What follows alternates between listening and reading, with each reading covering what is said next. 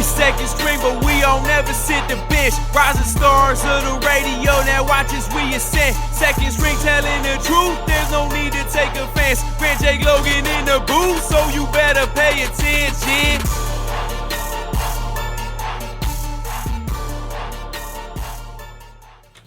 Good morning, Corvallis. You're listening to Second String Sports on 88.7 FM KBVR, the grand finale episode. If you're just now tuning in, we'll be going live today from 10 a.m. right now till 1 p.m. Finale show. Man, the finale. It's coming to an end. I can't believe it's here. It's been a 3-year run, guys. Wow. Well, we do have a fun, packed show today. You know, we got 3 hours. We got to utilize it correctly, right? It's gonna be a good You got to show. use your time wisely. Yeah, we're going out with a bang. Yeah, Going out with a bang. Some people go out with a whimper. Not us. We're going out with a bang. Yep, and if everyone doesn't know, we'll have the big Tinkle in the building. Wayne Tinkle stopping by Yep. in studio. Maybe around 11:30. Tune in for that. We were told 11:30. So At 11:30, and we got Actually coming into the studio, so that's gonna be cool. yeah, he's gonna look. We're all about that in I studio feel like life now. okay. So look, like Drew Eubanks is a big dude. I feel like Wayne is just gonna make us look even smaller because Drew's tall, but Wayne's kind of like built. You know. Yeah. You know, sorry, Grant. Yeah, it's gonna Specifically be. Grant. Hey. But Hey, all we're love. happy to have him. Grant is 6'4" when he stands on his heart. We've said that before. True. Odds we get a pic of Wayne holding Grant. Oh, I mean- Jake, are you sure you want to play that game? No, I do not. Because you I have been definitely do burned not. by odds in the last definitely 24 do not. hours. you don't want to do that anymore.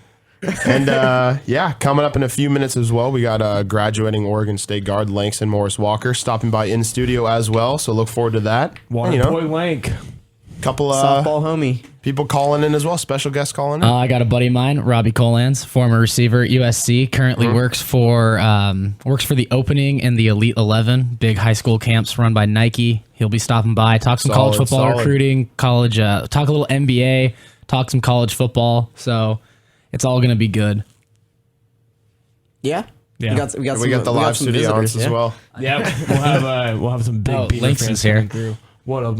Hey, Langston in the building. Hold up. There we go. All right, right, starting Jake, it off. if me If and you you- got questions, hashtag Second String Sports. We got Langston Morris Walker stopping by right now. Marvin with the like. There we go. Shout out Marvin. What up, Lank? What up, Langston? All right, Langston in the building. We're good.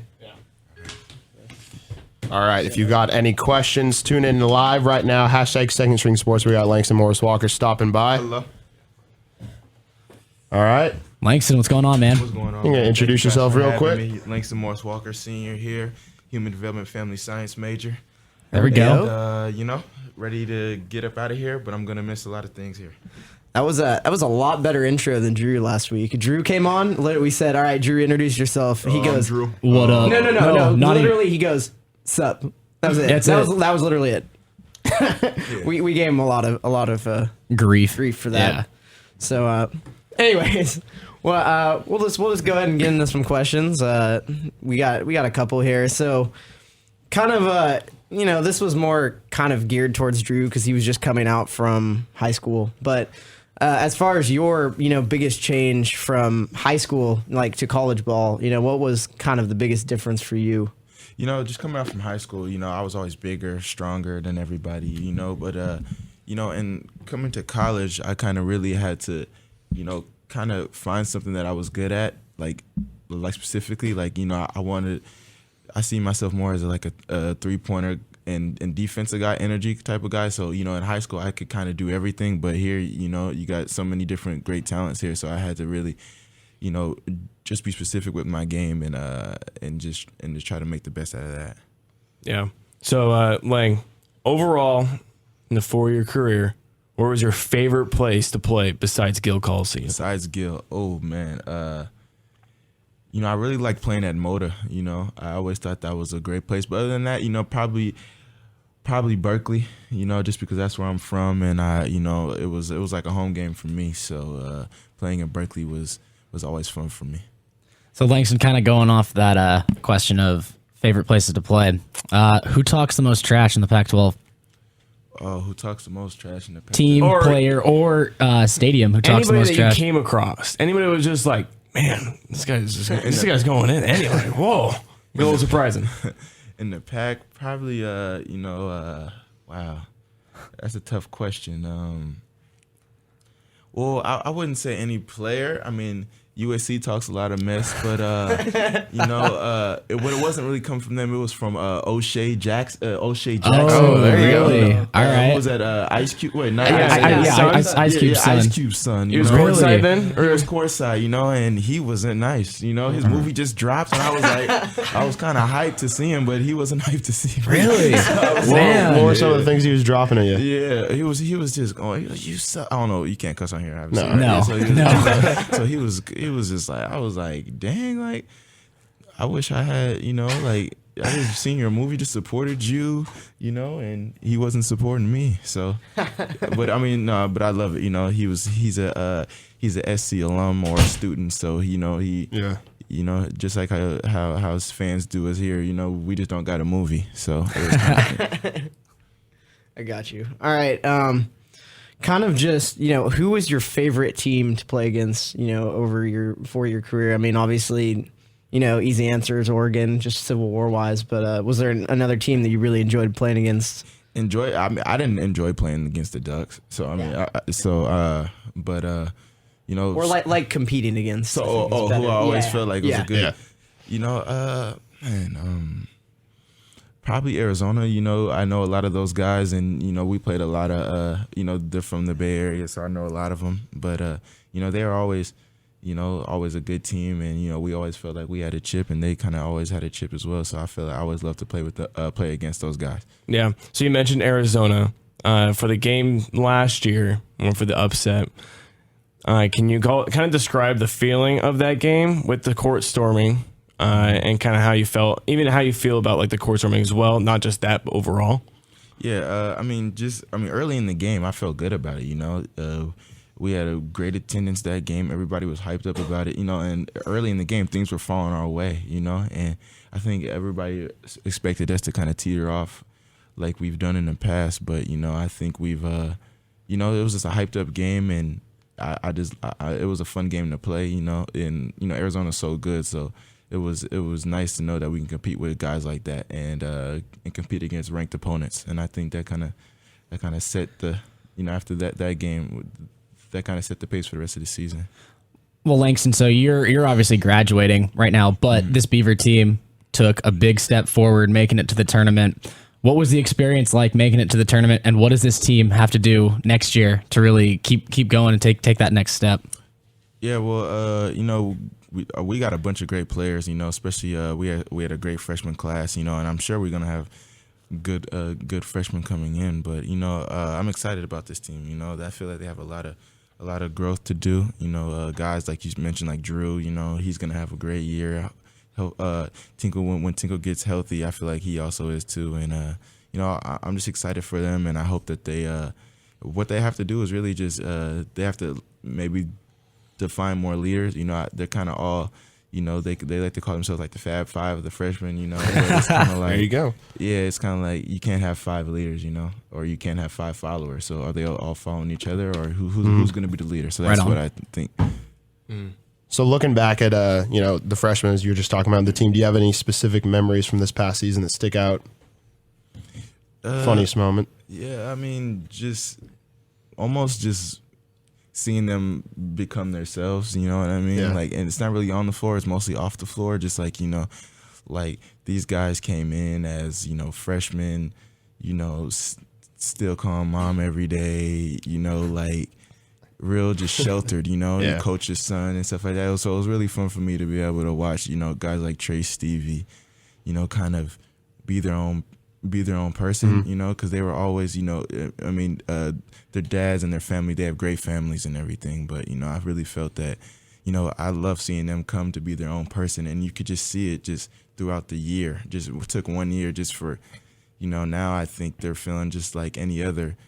Like, even though people may think that they have an advantage or, that it may be easier for their families because they're all around them all the time, but you could just tell that they're now kind of, becoming their own person. And, I know Tink is over there like, dang, like, like my baby, you know, like he doesn't even call me anymore, you know. So that was really fun to watch. Yeah, Drew was on the show last week, 2 weeks ago, and he mentioned that you guys had kind of a special connection there because you both got yelled out the most by Tinkle kind of through the career, and you guys also. He said that he kind of connected with you really well throughout the season. Can you just kind of talk about how you and Drew kind of got a special bond throughout the season as well? Yeah, you know, Drew was probably my favorite freshman. You know, I mean, I love them all, but obviously, me and Drew, because we went through this, I see myself a lot. You know, I mean, if I was, you know.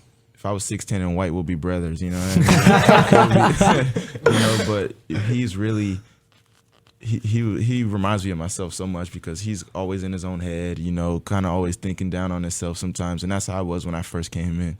And you know, both, you know, even Coach Rob and Coach Tinkle, for some reason, I was the one that they were always yelling at, and it took me. For Coach Rob, it was my first year as well, and for Coach Tinkle, it was my first year. But then after that first year, they kind of laid off of us, and I feel like, you know, I was just always, I didn't really have somebody telling me like, you know, like this is gonna end. I was over here thinking like, if Coach Rob keeps yelling at me, I'm about to leave, you know, like. But I'm like, it's all right. This is all part of it, you know, and stuck through it.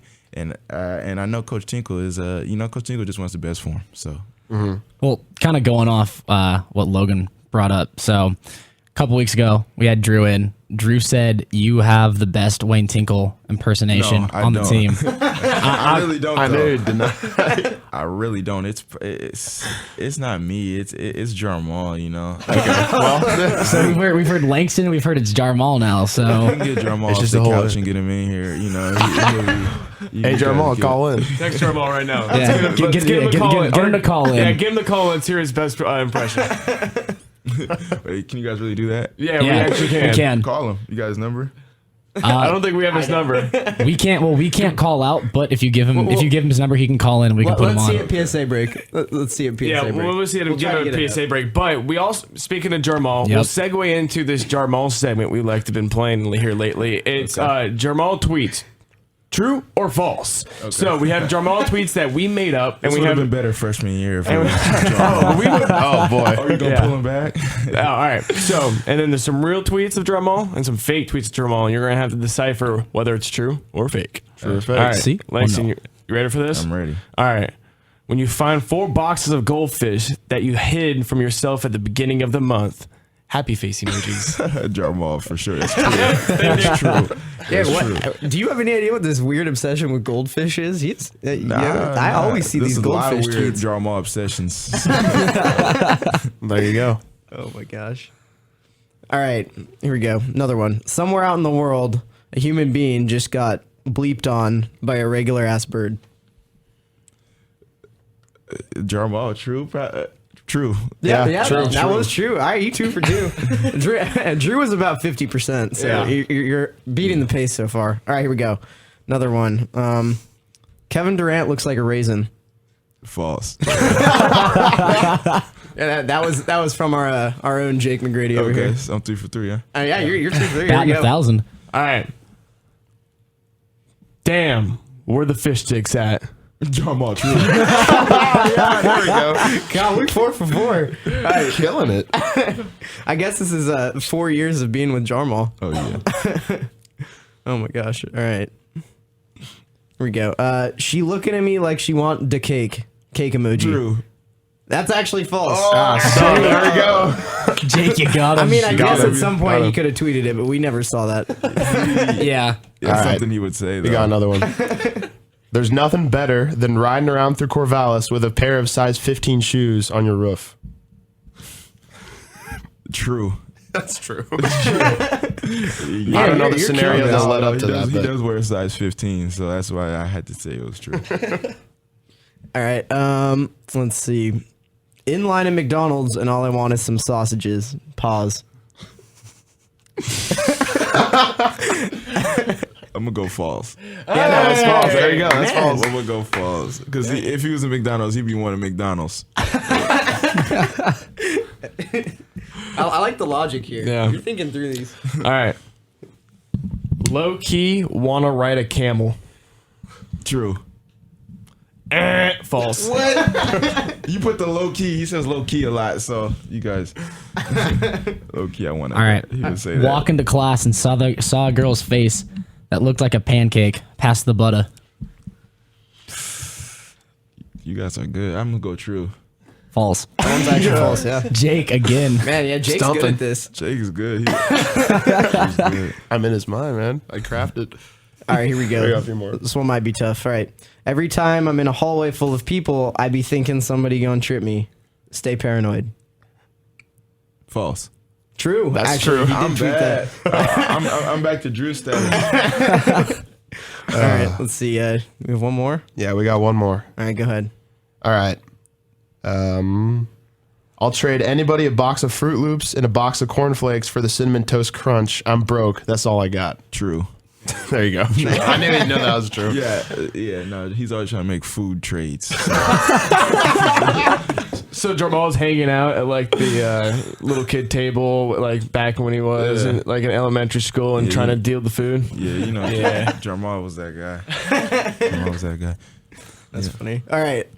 Going back, that was our last jar tweet. Yeah. I wish we had more, but, the funny part was the ones that were true, we only went back about a month on these tweets. Like, it's not like we just dug deep. True. So it was funny. Go follow Jar on Twitter if You can don't. tell Drew you did exponentially better than he did. Yeah, true. Drew was absolutely rattled. And Jamal, we're still waiting for that call in so we can hear that Wayne Tinkle impression. Yeah. That would be funny. All right. Kind of getting back to a little bit of a question type thing. So, saw on your Instagram a while ago, you played ball with Lil B. Do you know Lil B well? And how was that? What was that like? Yeah, me and Lil B, he's obviously from Berkeley, Lil B, Lil Brandon, Lil Berkeley, that's what they call him. And we go to the same gym, so we grew up together. Well, my older brother was friends with him, and he just seen me grow up, and we play ball every time we get a chance back in the Bay Area, so that's always fun, Is he a good player? No, I mean, he's all right. He's just so confident. Yeah. So sometimes he'll be like, I'm gonna shoot. He's gonna he's always, his confidence is always high. So he's gonna do good sometimes. When you're playing with him, did he ever drop some keys of wisdom on you? He's always matter of fact, GP was just with him the other day. Yeah, he tweeted about it. Yep. So that's the gym that we go to, and yes, yep. So he's fun to play with, though. Is the curse real on Yeah, Kevin that's what I Durant? was going to ask. Oh no, the curse is real. The curse is real. Anytime he says a curse, there's a curse. There's right. really a curse because he's just, I don't know. I think it's just always. I don't think it's a real curse, but I just feel like it's a type of curse that if Kevin Durant misses a shot, or Harden misses a shot, you're like, wait, is this curse real? Yeah. It's pretty funny because literally whenever he says there's a curse, like something happens. I don't know. He's been right every time. So He's riding the wave. I'm pretty sure he recently just lifted the curse off of D'Angelo Russell too. I think I saw that on Twitter today. So you can take a breath of relief, Jeff. I love the fact that it's so precise, and it's on random players. He strikes when he needs, yeah. And it's always because he didn't get his props, and I remember, and he started the cooking dance when we were like in middle school, so it's like he was always doing the cooking dance, and they just didn't want to give him the props for it, and so he had to give him the curse, and it works. Mm-hmm. All right. What about another player, Damian? So, do you play ball against Damian? Obviously, he's from Oakland. Yeah. I see him often. Where he's just in Portland, so we get to always hang out, and we haven't played as much. Well, we haven't played really since high school because he's always. Oh no, we played like over Christmas one time, but he's his body is his temple, and he don't need to be messing around with me, or just in the wreck, But I'm sure probably this summer we'll definitely play a little bit this summer, just due to circumstances since I won't be in, because usually by the time I'm out like when I'm on break, I'll be back out here, and he'll be in Oakland, or he'll be, doing Beijing. I don't know what he does anymore. He's there now. Yeah, so he's like, you know what I mean. But now since I have more time and I'll be around, then I'm sure we'll get, and we share the same trainer back home, so we'll definitely be in contact, and and just playing her, stuff like that. Yeah. All right, like I back a couple weeks ago, Snapchat and Instagram, you had your 2K experience there. You're all kind of lit up with the 2K, like motion sensor things. Can you describe that experience? How'd that come about? Yeah, well, I recently signed with the agent, and my agent, he's just, you just want to do stuff like that, just to get a steady income, and just starting that, and just doing just type of stuff like that, just to get out there and do stuff, and he made a few phone calls, and then I'm always saying I always playing 2K and stuff like that, and so he set me up with the mocap session. I actually have another one coming up on the 15th, and it's basically they just put the whole suit on you, and they just want to take signature moves, and that's cool. Yeah, that's sweet. It was just way harder. It's way harder than what I thought. I thought I was gonna go there and just just ball and stuff like that, but it's so much more into it. You got a workout in too. It's like, and I told him, like I said, I had a workout in the morning, and I was gonna come after. They're like, no, we need you to be full, like we need you to be at full strength. I'm like, no, like I got it, like it won't be that hard. And then I ended up doing the workout, and I would, on the 15th, I would not be working out that morning because it is so hard. It's like everything you have to do is at game speed. They always tell you like Langston, I can't put this in because you're not looking like it's a game. Really? You know what I'm saying? Like they kept explaining to me, like, imagine if it's the fourth quarter and and your guy needs to make this layup. Like, I can't get that. I can't do that lazy layup. I can't put, obviously if you're playing the game, you don't want your guy doing lazy stuff. You know? So it's like, so I have to do everything game speed, and it's like I have to, if it would be a simple right hand layup, I'd have to do it at least 50 times from different angles, different type of things and stuff like that. So it's really hard, and I was really surprised, but it's definitely an experience that I loved, and I'm excited to do it again next week. Did they have you hit any specific like player moves, like hit a little James Harden Euro step? Yeah, I mean, I did a few Euros. I did a few.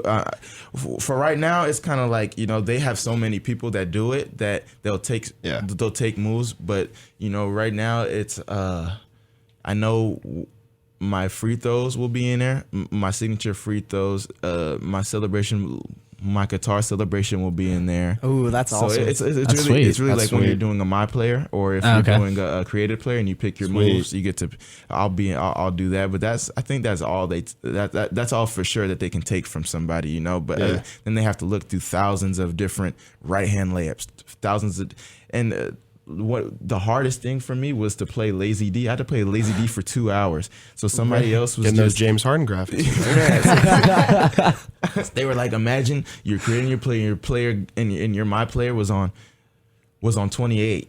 On defense. Defense was 28. Man, so that's it's crazy. Kind of like I had 2 hours of me just reacting late, being late, and then I was just, that was one of the hardest parts. Doing my signature moves and stuff, that wasn't nothing. That was actually fun, but it was so hard mentally, just being there and just literally just watching me get abused for 2 hours. That's interesting. I had no idea they did that sort of stuff. Yeah, me neither. Yeah, I never really knew it was like that realistic. Yeah, everything is a little short instant, They'll take everything like, okay, this guy's right hand is going for a right hand pull up jumper, and this guy's defense is, his right hand jumper's at 60 something, and your defense is on 30 something, then that's gonna make the shot, So it's all math, and it's crazy. They do a great job there in 2K. Sorry, I don't want to jump in a little too quickly, but so what's your plan now after college? Obviously, you're doing stuff with 2K. You're gonna try to go to the NBA, go overseas. Just whatever,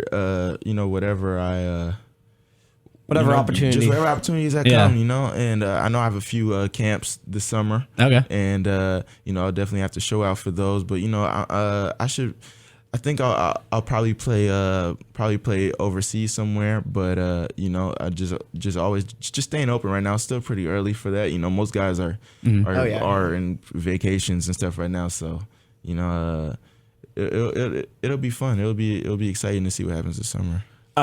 So as Tinkle gave you any just advice on maybe what to expect or stuff like that at all? Well, or any other coaches? No, not really. I mean, I think they would kind of really just want me just to experience it on my own, and they got so much stuff going on and all that kind of stuff. So, but it's not like they wouldn't close the door on me if I tried to knock. But I think because they did it on their own. Tinkle played overseas. Thompson played overseas. We have a lot of. I think they're at the point where they want me to experience the things that I experienced, and if I need them, then they'll be open to giving me advice and helping me out. That's awesome. All right, going back, little NBA here. So, are you a Warriors fan? I'm a Warriors fan. All right. What do you think of the series so far? What do you think happens tonight? It's weird. It's been unpredictable because it's just been so back and forth, and it's been like blowout games. So yeah, exactly. It's like at the tonight, my prediction. For some reason, I'm a Warriors fan. I'm also a basketball fan. So yeah. I'm not gonna say I want the Warriors to lose, but if they lose, I wouldn't be mad because that just means more ball. And I get what you're saying. But I want the Warriors to. I don't want them to get blown out. So, but the Cavs are looking good. As of the other night. So, I wouldn't be surprised if they get that win. And it's at their homes, and the Warriors wasn't. But something about the last game, the Warriors' reaction, they weren't really mad. Like they're over there. I seen Draymond taking pictures. I saw that too. I saw right that. after the game. Right after the game, I'm like all smiling, smiling, taking a selfie after the game. Like, dude, you just got blown out by 32. So I'm just like, maybe they know something that I don't. And the Warriors, I wouldn't be surprised if they come in and they get them by 30 at their house. I really hope they do. I've made it very abundantly clear I do not like Cleveland and I don't like the Cleveland Cavaliers. I really hope the Warriors just smash them by 30. Mike over there, the Cleveland. Oh yeah, Mike, you missed it. I kind of went in on Cleveland sports last week. Oh, he absolutely wrote. It was his trash segment. Yeah, I cannot stand Cleveland sports. Yeah, they got their basketball team now, so you got to give them some love. Yeah. So speaking of the NBA, GP2, you got any thoughts? I know you've been working out with him. What's his mindset sort of going into the draft? He excited or? Yeah, man. I hope the best for GP2, man. He's such a great player, and I just hope teams don't sleep on him. Mm-hmm. I hope he, it'll be tight if he got in the first round. But if not, GP, I know he's gonna, he's a gamer, so it's kind of like, GP is not the greatest practice player, like you go into our practices, you go into open gym, GP2 is just like, because he's not a great shooter. He's not a great, the only thing he is like, he's going to defend, and he's a great athlete, but he's not like a real skilled kind of guy. You know what I mean? It's not it's not like if you practice, you're going to just see like GP2 blown away by something specific. Yeah. So it's kind of hard right now. It's a hard, but like you said, I've been working out with him and I just see him getting better. But, once you get in a game with GP2, you're like, okay, now I understand why he is this guy. Why he's so highly touted and everything. But he's just a guy that is just a gamer. Like he's the type of guy that he won't stretch. Like what I'm saying. Like he's just the type of guy that I just hate because it's like I've been stretching and all getting ready for this practice or getting ready for this game for like an hour, and GP2 just comes in and just does a windmill dunk, and so it's just like he's just one of those guys just that naturally gifted, just natural, and I think he's just with his dad, he's seen so much good basketball in his life, and he's watched it and he's been taught, and he's just he's just kind of a natural, just given talent. Well, to that point, what's it like having a guy like? And he works his butt off too, like he's really a hard worker as well. Definitely. So what's it like having a guy like Gary Payton, a Hall of Famer, around the program, and being a former Beaver as well? Yeah, he's probably been, even before GP2 came, he was still, an avid, he was always at games and stuff like that, but, it's just, it's cool pretty much. It's cool having him around, and, he's also, a motivator he's the type of dude who talks trash, to get you going. And, he's helped me a lot throughout my off season too. Yeah. All right, one last question before we go to PSA. Just one of your favorite, if you have one, teammate memories from even your 4 years this year. It could be whatever. Like you guys are obviously around each other a lot. So, what was there one thing that stuck out to you? Oh man, that's a tough question. There's so many of them, but I think just getting. These are like all my. My best friends, These are the guys that I spent most of my time with in college. And we have so many stories, just guys from Roberto Nelson, Eric Moreland, Joe Burton, to, even like, Hylas Cook, guys like that are just all all just great friends, they're best friends, I could see them at my wedding and, however long that is, so it's kind of like, you know what I mean? Like they're just kind of, they're just great people, and it was just being able to be with them every day and see them change and grow as people, which was really fun. All right, awesome. Thank you. Yeah, appreciate you coming on. Done?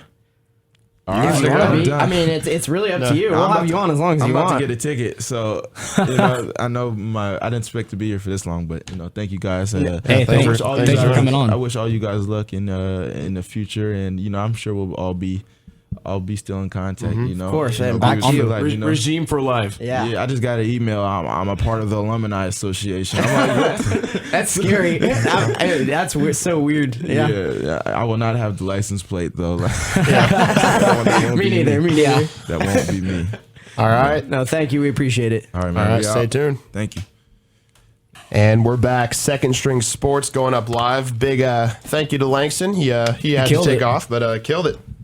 Radio Natural. Yeah, Radio Natural. Got some, good insight. Check him out on 2K. Forgot to ask him if he's going to have the plug on 2K17 early. That would have been a good question. He could hook up his favorite radio host, maybe early copy. I mean, I'd be down. I mean, I wouldn't say no. I'll put it like that. And then, man, for all of you guys listening are disappointed at the lack of sound bites on the Jar Mall tweet game. Of course, last show the sound bites aren't working. Of course, they just sound want to keep bites us don't down. work. Sound bites don't work. And and doesn't if work. you're tuning in on Ustream, sorry if you're just seeing staring black at that blank darkness. KBVR logo, but we really wanted that. We really wanted that video, but adversity, man. How else would we end our show? I wouldn't have it any other way.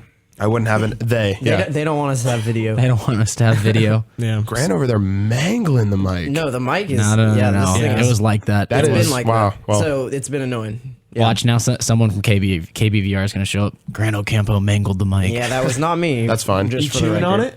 it? Can you take a few drops in rank, Grant? DJ rank? I hope not, but if I do, this is our last show, so not too concerned with that. Well, there you go. Yeah. Even though I didn't do that. And everyone who's tuning in, this is the season. Yeah, we didn't. AKA the series. Series Series finale. finale at KBVR at We least. didn't really get to tease it because we started off with Langston, but yeah, this is the 3-hour show. We're going all the way through to 1 p.m. today. That took up about an hour, so that was awesome. A great interview. That was a great interview. So this is the last time you'll be hearing our voices on 88.7 FM for all of you dedicated listeners. Should we drop some news right now? Yeah, I'm down. Well, everyone's kind of looking at me like I Yeah, thought hey, we all you knew tease it. what You we were tease talking it. about. Let's But go. well, after our KBVR careers are done, we will be starting the podcast. There it is. There we go. Okay. If I wasn't Yeah, sure no, where I you're didn't going have with like that. anything like groundbreaking that we all didn't already know. This is the point where I would play like an air horn soundbite. So Yeah, Jake, there you go. Remember, Jake, you can make your pretty good sound bites there. There it is. there you go. Who know needs what the sound last bites? part of We that got was, Jake. that but- wouldn't have any labeling on the soundboard. But yeah, we're looking to start the show or start the podcast. Sometime this summer. We'll get that going. We got Jeff, the LA Insider, going back to LA, but that's not going to stop him. Yeah, we're not going to be phased.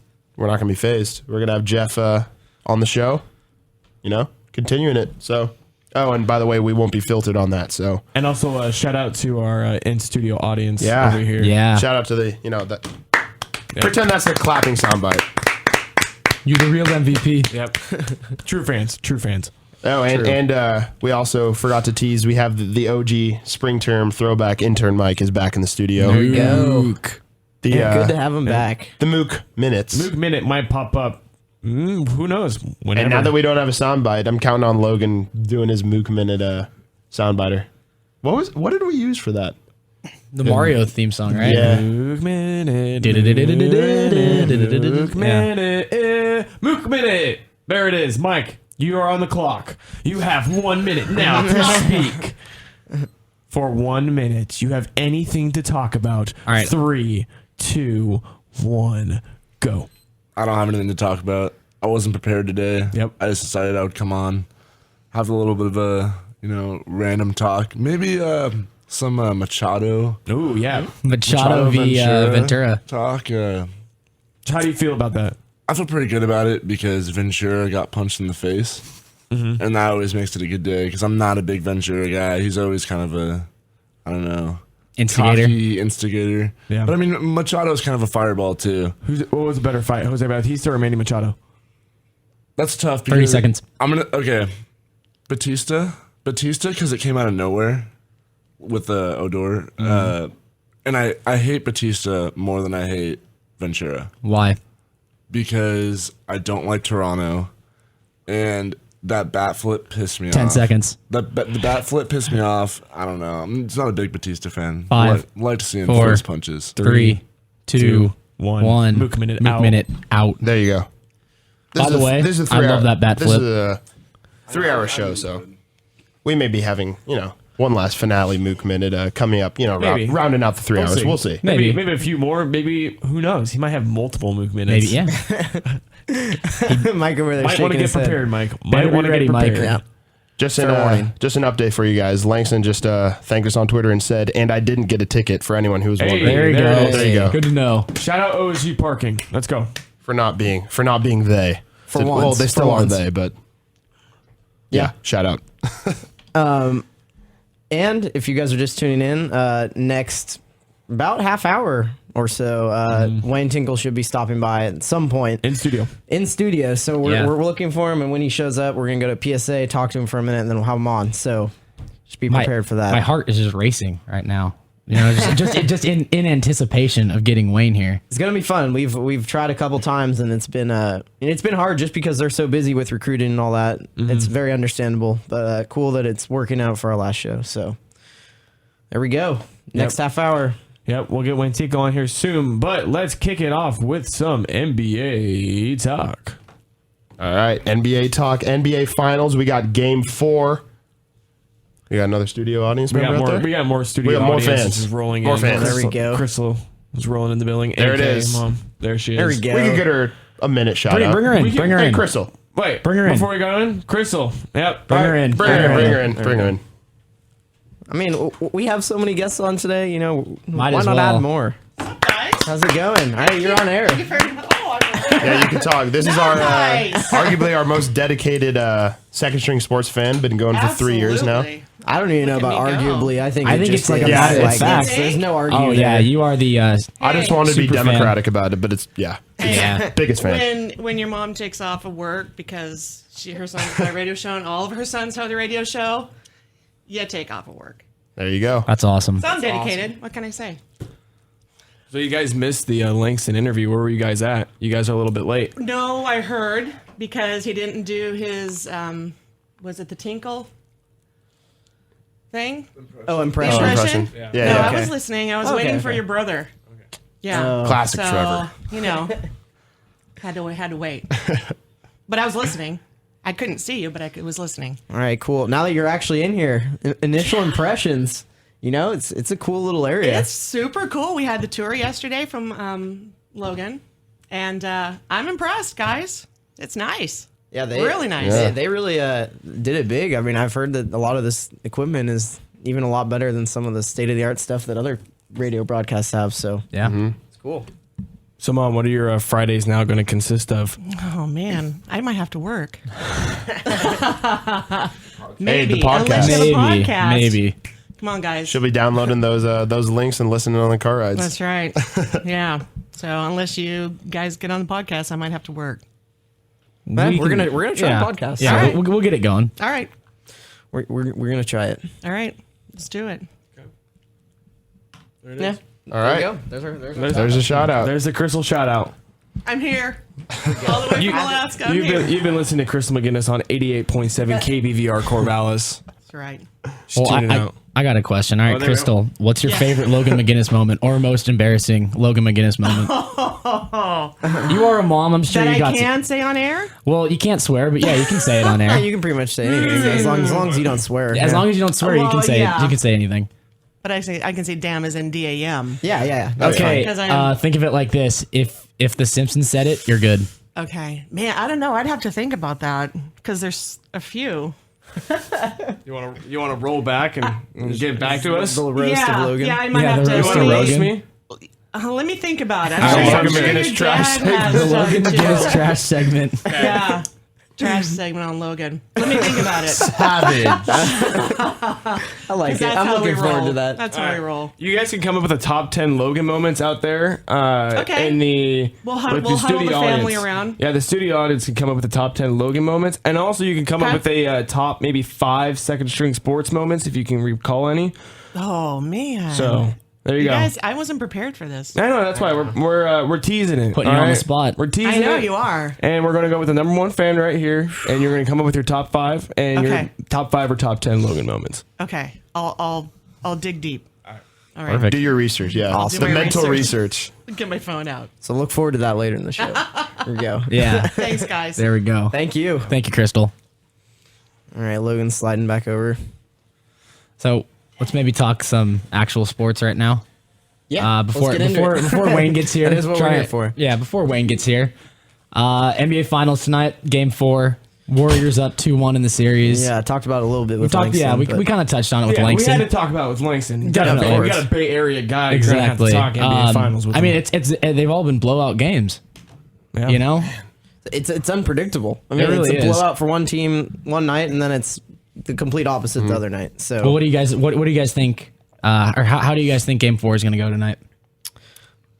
personally, I think Warriors take this one. I think Curry finally kind of snaps out of this and has a big game. And you know they're scary when everyone's. I mean, they're up 2-1, and Curry has not played well at all. I mean, Thompson hasn't played well either. Their two best players haven't played well at all. A topic that maybe a little controversy here is Say that again. controversy.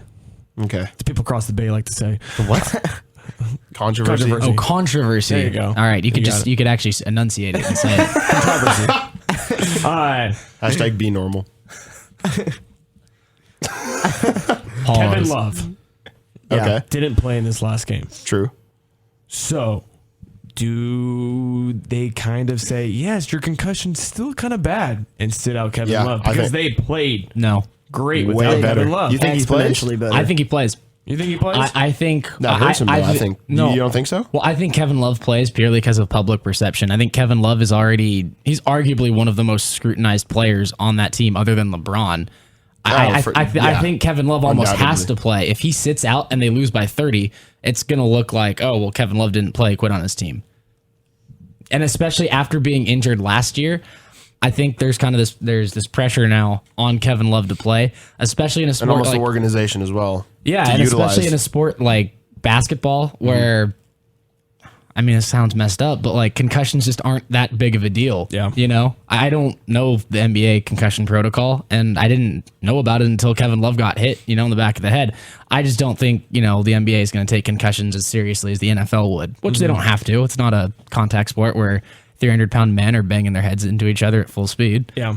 Well, that's the point I wanted to bring up. I wanted a topic like that. I think that they still should play Kevin Love Yeah. because you have to toss out the talent no matter what. I think no matter how you break it down, Kevin Love will always be a better player than Channing Frye.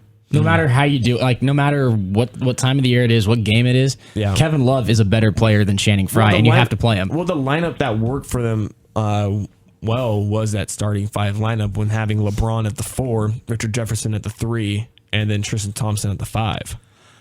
It's not a bad lineup. Personally, I think Cleveland should go big.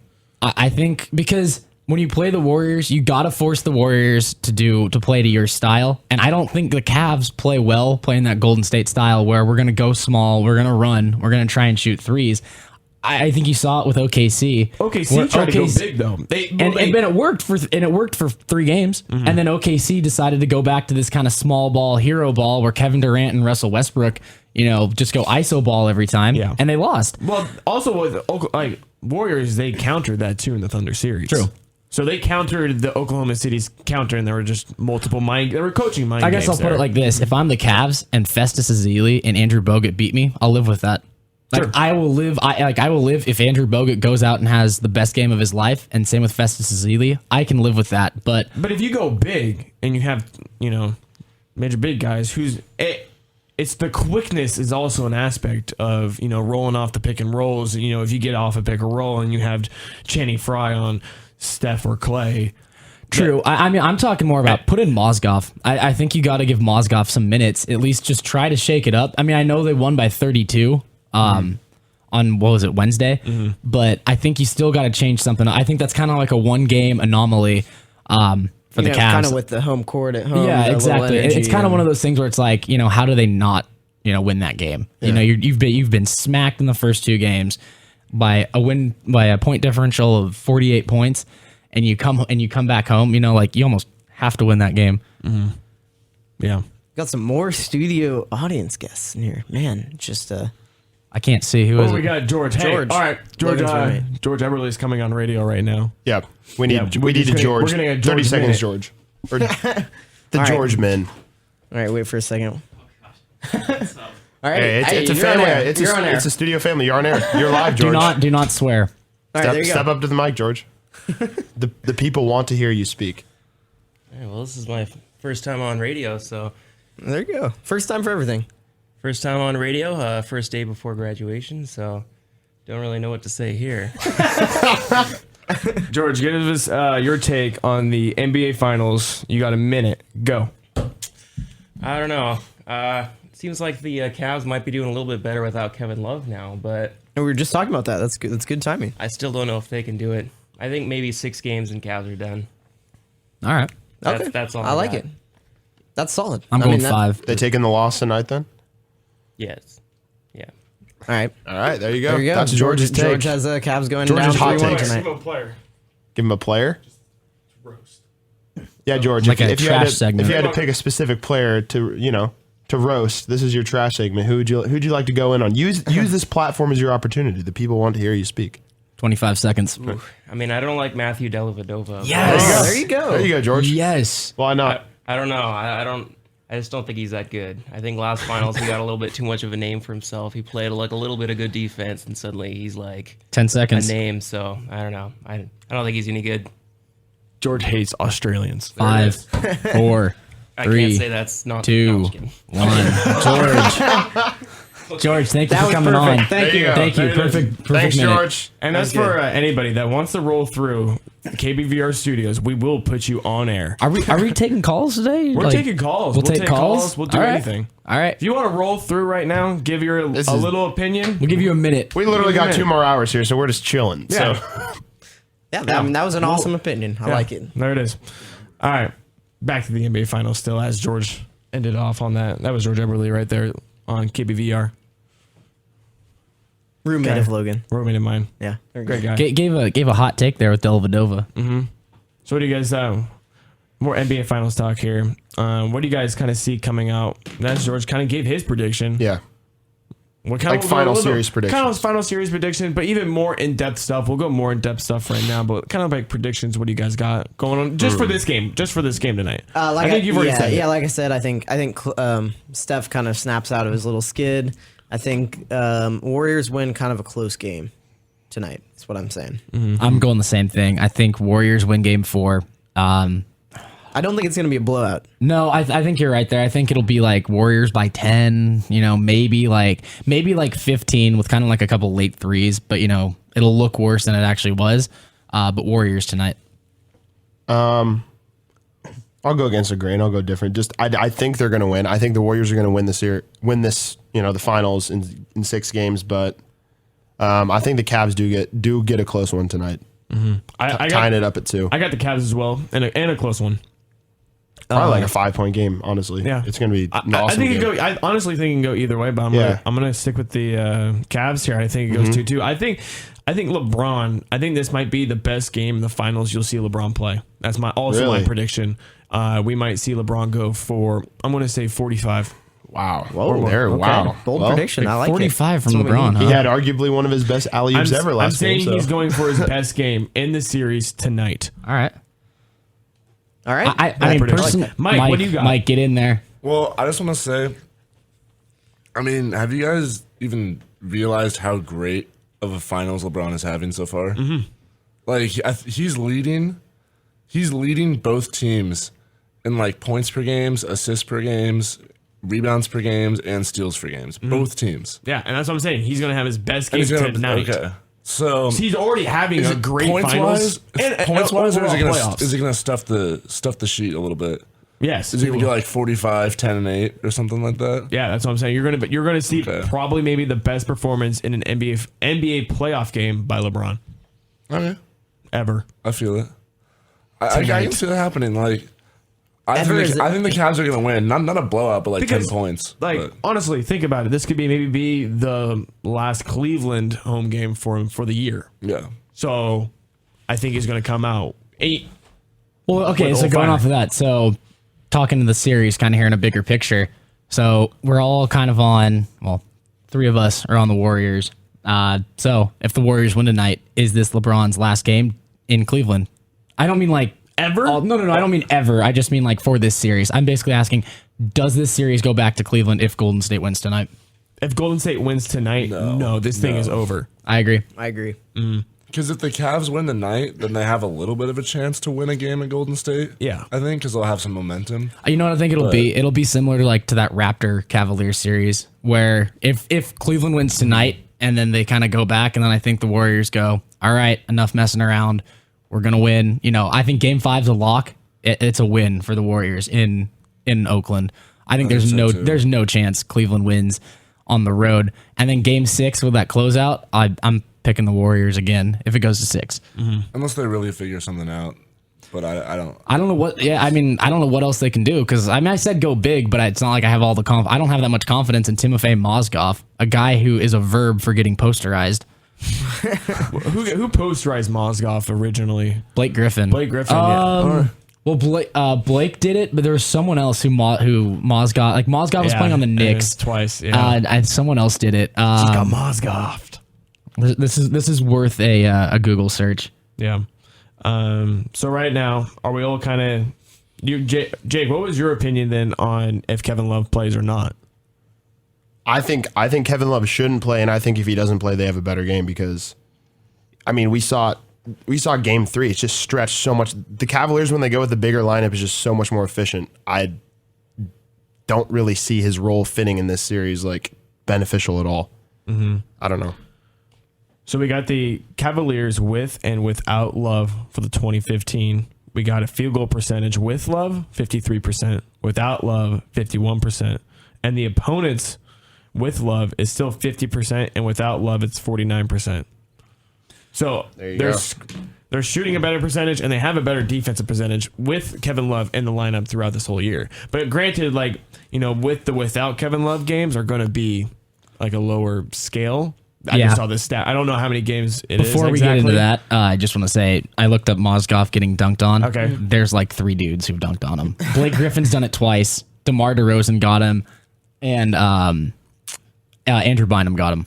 Andrew Bynum? Andrew Bynum got him. Oh, man, Andrew Bynum. Speaking of Andrew Bynum, have you seen the pics of him with the bleach blonde Rodman hair? Oh, God. I have not. Is he just chilling? Probably. I bet you he's still collecting money from the Sixers. Yeah. Also, we need to add up our points. I was going to say, well, at this point, we know Jake lost. Yeah. We just got to know by how much. True. And who's going to win? Well, it's between me and Grant right now. Yeah. Why don't we... I mean, didn't we both have Warriors in 6? Yeah, I think we both had Warriors in 6, but then it comes down to like all the other half points that we may or may not have. Yeah, we're going to have to figure that out. We're going to have a caller coming in pretty soon. Oh, really? The second string dedicated fan. Oh, it blinked. It blinked. Did? Yep. Yeah, it blinked. All right. Hold on. All right, Logan, All right, answer pick right that there. up. This is hard because we have to do all the production ourselves. I know. So If only we had an intern to answer phones. I'm kidding, Mike. Are you there? Yeah. there we go. Why don't you introduce yourself, second string fan? Hello? Hi. I said introduce yourself. Oh, hi, you guys. Hi, you guys. This is Jake's mom. Oh, Andrea! Shout out, Andrea. They were rattled for a second. I was thinking we are Facebook friends as of this morning, so Big, There you big go. Yeah, you heard Hey. Crystal come on. You had to come on Rebuttal. as well. There it is. We had the rebuttal with the moms.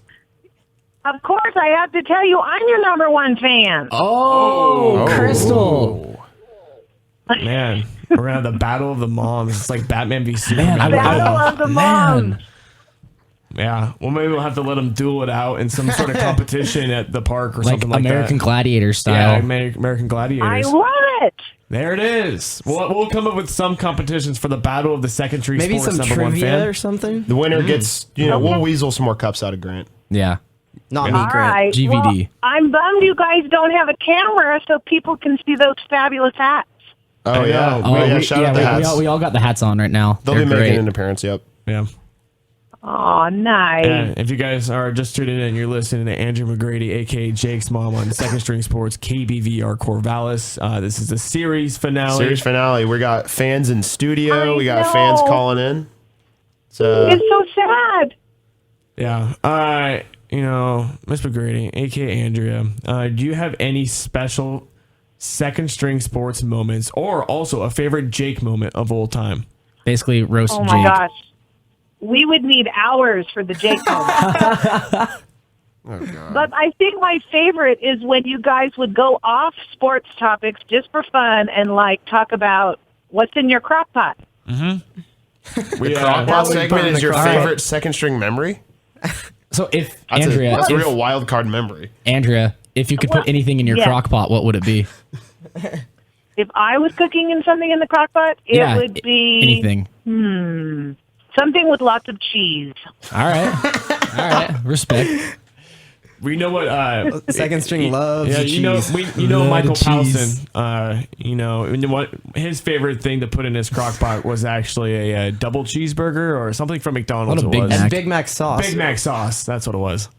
Well, I was hoping Mike would talk about what's in his crock pot recipe. Yeah. Get him again, We got Mike. a second Crockpot, Mike. Mike, you want to build up a second crock pot You're hungry. recipe? Here you go. Second crock pot? Yeah, you got 2 crock pots. I think last time didn't Andrea say that you can bake like a muffin in a crock pot? I'm pretty sure I remember her saying something like that. You can bake muffins in the crock pot. I knew How? it. I knew it. If I had a new crock pot, maybe like some potatoes, throw some sprouts in there. We have Oh, a new guest. We have a new guest. that sounds interesting, Mike. No. No. I All right, got in trouble for having water. Oh. They. Last show we're getting yelled at for having water. Jeff to be hydrated. Hashtag I put it away. There it is. All right. He's sick also. Andrea, help me out here. He's What would you Jeff give has us some Norovirus. potatoes? I don't want to Help you scare out on Tinkle. what to put in a crock pot? Yeah. Well, you want to put something. Well, I would put lots of stuff for soup. And you can make hamburger soup with cheese. Okay. That sounds pretty That good. sounds- I would eat it. I would. So is that an open invitation to have a second string sports supper at Mrs. McGrady's house this summer? Yes, it is open invitation. All right, there it is. Love it. That would be fabulous. I'll cook you many, many meals. All right, as a I will crock pot. fly up just for that. All right. And we're Jeff. also wondering for what is the number one Jake McGrady moment of all time? Is it Jake McGrady running into the ocean in Newport Beach? Oh, that was funny. There's so many moments. Do you want a sports moment or any moment? any moment that you have? It could go from childhood, baby moment to now. And Okay, baby my moment can favorite. still happen now. I wish you could show it on video, but you know how you can take home movies and turn them into like a DVD? Yeah.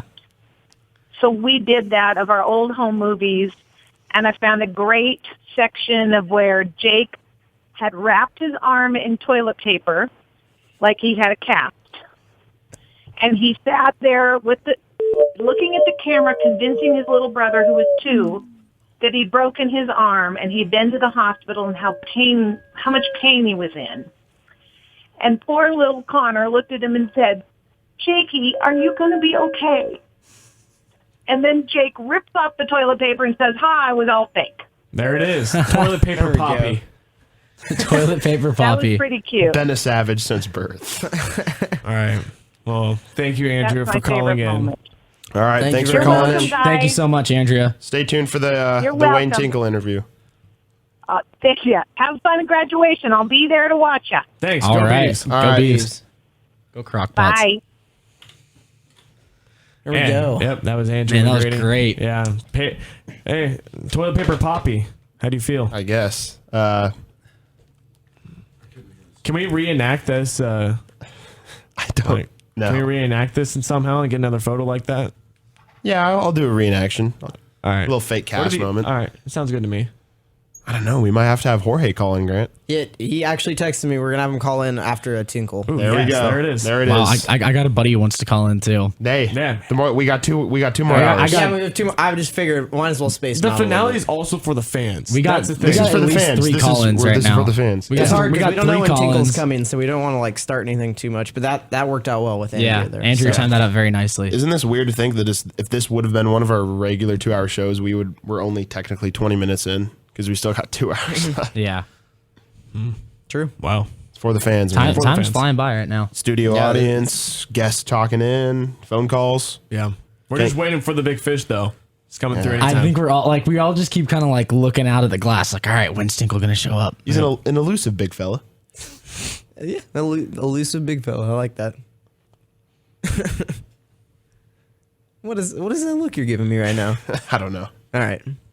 Back to the playoffs. Back to the playoffs. What were we talking about? Anything we want to talk about. I don't know. We were just kind of talking about styles, Yeah. what each team kind of has to do. I agree. I think they need to go big. Yeah, at least try it. And you know, yeah, I mean, figure it out because the first 2 games that looks very possible. That something like that could happen again at some point. So Absolutely. got to figure it out. yeah. I mean, it's. I think we're all probably hoping for a more entertaining game. Yeah. I don't think we want blowouts. Yeah, I completely agree. Yeah. It's been kind of boring so far. I mean, Yeah, well, I've said this before. The NBA is very predictable in Yep. practically anything. The most And probably the most predictable, sport we have. as far as playoffs go. And it's really it's been cut down to boom, 1 and 1 coming down. Well, I got a question for you. Kind Yeah. of going off. It's we come got up. we got a caller right now. Oh no way! See who it is, Logan. Oh, we're not even gonna screen it. We're not going to scream. We're just going to say what's up. All right, you're live. Hey, this is Marvin calling from Hawaii. Marvin! Beaverman, what's back? Dude, congratulations on your final show of your college career. Thank you very much. Marvin. Thank you, Marvin. Hey, I heard you guys got a 3-hour show. We do. Yeah, And I we do. listened to Langston Morris Walker earlier, and I heard you're going to have Coach Tinkle on later, right? Yeah, Yeah. we big have Tinkle show. coming in any time now. So Any minute, Oh, hopefully. yeah. Okay, so I don't know how to use this thing, smartphones, but I had you guys on my smartphone, but I have to shut it off because I have to make this phone call. I don't know how to listen to you guys and make a phone call at the same time. But anyway, I'll be listening until I have to go out. Today's a holiday in Hawaii. It's King Kamehameha Day, so I'm off. Oh, right on. Awesome. There you go. I have to make the wife happy and take her out for some dim sum breakfast later on. There we So go, that's Marvin. understandable. if I'm not tweeting you guys, I'm eating a meal. But anyway, congratulations. Have fun tomorrow at graduation, okay? All right, Thank you. We thanks. appreciate All right. it. Thanks so Thanks, much. Marvin Thanks so much, Beaverman. Marvin. Aloha. Yeah, aloha, Okay. mahalo. All right. Hey, aloha. See you guys. Aloha. Hey, Oh my bye-bye. God, we got just Bye-bye. people stopping in left and right. Yeah, we got our theme song is produced by Strawberry Jams. a.k.a. Evan Altifer. And we also All got right, Sean introduce Pryor in yourselves. here. You guys can roll in here on the mic. You guys can have... You guys got 2 people here. We'll give you 2 minutes. Can we get We'll it? give you a couple Evan. minutes Is here. this our like 6th and 7th guest? Or Yeah, something we like just that? got people We're rolling in. All right. You guys can introduce yourselves, give a little backspiel, and if you want to roast someone, keep it clean. All right. Keep it clean. Yeah, don't And if you don't want to give swear. a shout out to anybody, give people shout All outs. right, on the clock. Ready? 3, 2, 1, go. Wait, so we just going? Yeah, you got 2 minutes. You got 2 minutes for All right, both yo, of you. this is Evan Altorfer, a.k.a. Strawberry Jams. I know you heard me on that intro song. You want to do a live studio performance of the hook? No. The song is missing shout-outs of Mook and Jeff, but it was made before they were here. Hey, it's you okay. know, it's all love for you guys. I want to make a couple special shout-outs. Shout out Drew Eubanks, Dane Mueller, and Langston for playing on regime softball this year. That was fun. Also, shout out Ryan Jones for getting a job at SeaWorld post-graduation. Oh, my. I'm going to let Sean talk a little bit. He wants it. Hi, it's Sean Pryor, SP Beavs. Follow me on Twitter. I was born outside. Shout out Ryan Jones. He stays the 6th god. Here we go. Yeah, I don't know. I was listening to you guys earlier. Langston was pretty good on air. Langston was great. Langston's a really good interview. I'm really impressed with Yeah, him. Langston was awesome. I mean, I think that comes with like the All right, you guys got a seniority. minute. You guys got a minute. You got You guys, if you guys want a longer minute, we'll give you 3. If you guys have anything else you guys want to talk about, we'll let you guys talk. Or roast people, because that's... Yeah, I want to hear a You want to roast. get some roasts? I want to Yeah, hear some roast. let's go in. NBA Some players radio-friendly y'all wanna roast. You Yeah, got NBA some, players. College NBA player roast. Myers Leonard. At 503-E850, you can tweet me if you got beef, but you are the most patty cake post player in the NBA. You are a waste of the 11th draft pick. I Patty literally cake cannot player. stand you, and I would be more than thrilled if the Trailblazers traded you for a 2nd rounder or some like draft rights for some guy from Greece. I'm a free agent in Trailblazers. If you're looking for a roster spot. Signed Dollar P. Hustle wingman right there. Yep. I'll put Hustle that intensity. Oh, Steph Curry makes grandpa shoes. True. There we go. That's a really good point. If you haven't checked it out, there's some funny memes from those. It's like, yeah, it's like the "Can I see the manager 30s" or whatever. It was funny. Got them on my phone right now. You looking that up? Yeah, they're funny. Like Steph Curry is trying to take over the dad market from New Balance and the Nike Air Monarch. Could be the new. It could be the new Monarch. It could be the new Monarch. That would be big power moves. Here we go. Steph Curry's shoes look like they're marketed exclusively to people who would call him Stephen Curry. Yeah, I mean, he's definitely going to the 50-plus white market with those. I would wear them. I'd wear them. I bet you would, Sean. You own some Asics? No, that's not true. I actually don't know, but Dude, need some Asics squat shoes, but not the hoop shoes. Asics are comfy. They would compliment my dad bod. Guys, got a little update from Tinkle. So it says Tinkle is at a senior brunch right now. He'll get there as soon as he can. Should be around noon. Perfect. All There right. it is. There we got the heads up. Noon Wayne Tinkle interview for. Okay. Well, What's Tinkle having for brunch? Also, that's a pretty good question. Like, we'll find I'll out. have to Just find out. calling All right. in. we got another caller. We got This is another like our caller. fourth. This is, we're going on the fly here. all right, you're on air. Hello, Jorge. Hey, it's Jorge. Jorge. Young Horde. Jorge Ocampo, aka Grant's dad, is in the building. I think it's what's the at name? It's at Jorge. Jorge01. Jorge001. Jorge, That is what's going on? You're on Second String Sports. How's it going? That is correct, gentlemen. I just want to say how grateful I am for you guys, going out of your way to make my son feel very comfortable at Oregon State. And Oh, yeah. I am so proud of each and every one of you for your ambition, your enthusiasm, your entrepreneurship, the whole thing. Congratulations, guys, and congratulations on your graduation. And that includes also not just Logan and Jake, but but Evan and Sean and the whole group and the regime and all of his clan. So great job. Very proud of you. Thank you, Jorge. That's awesome. Real question is, Logan, go ahead. All right, so we got another question that we've kind of asked a lot of the parents. Do you have a favorite Grant moment of all time? There We're we go. talking toddler, we're talking preschool, we're talking now, maybe preschool now. We don't even know how old Grant is really. What's your favorite moment of Grant Ocampo? One of my favorites is I was president and coach of an all-star team that Grant played on as a 12-year-old, and we were at the big field at Alpenrose. I'm not sure if you're familiar with that, but I was announcing the game, and I was in the little behind home plate. There's a little bullet, like little gun shelter there that we announced from, and Grant was up to bat. And he was up against Neil Lomax's kid. I can't remember his name, but this kid Jack was Lomax? Jack Lomax. Yeah, he was huge.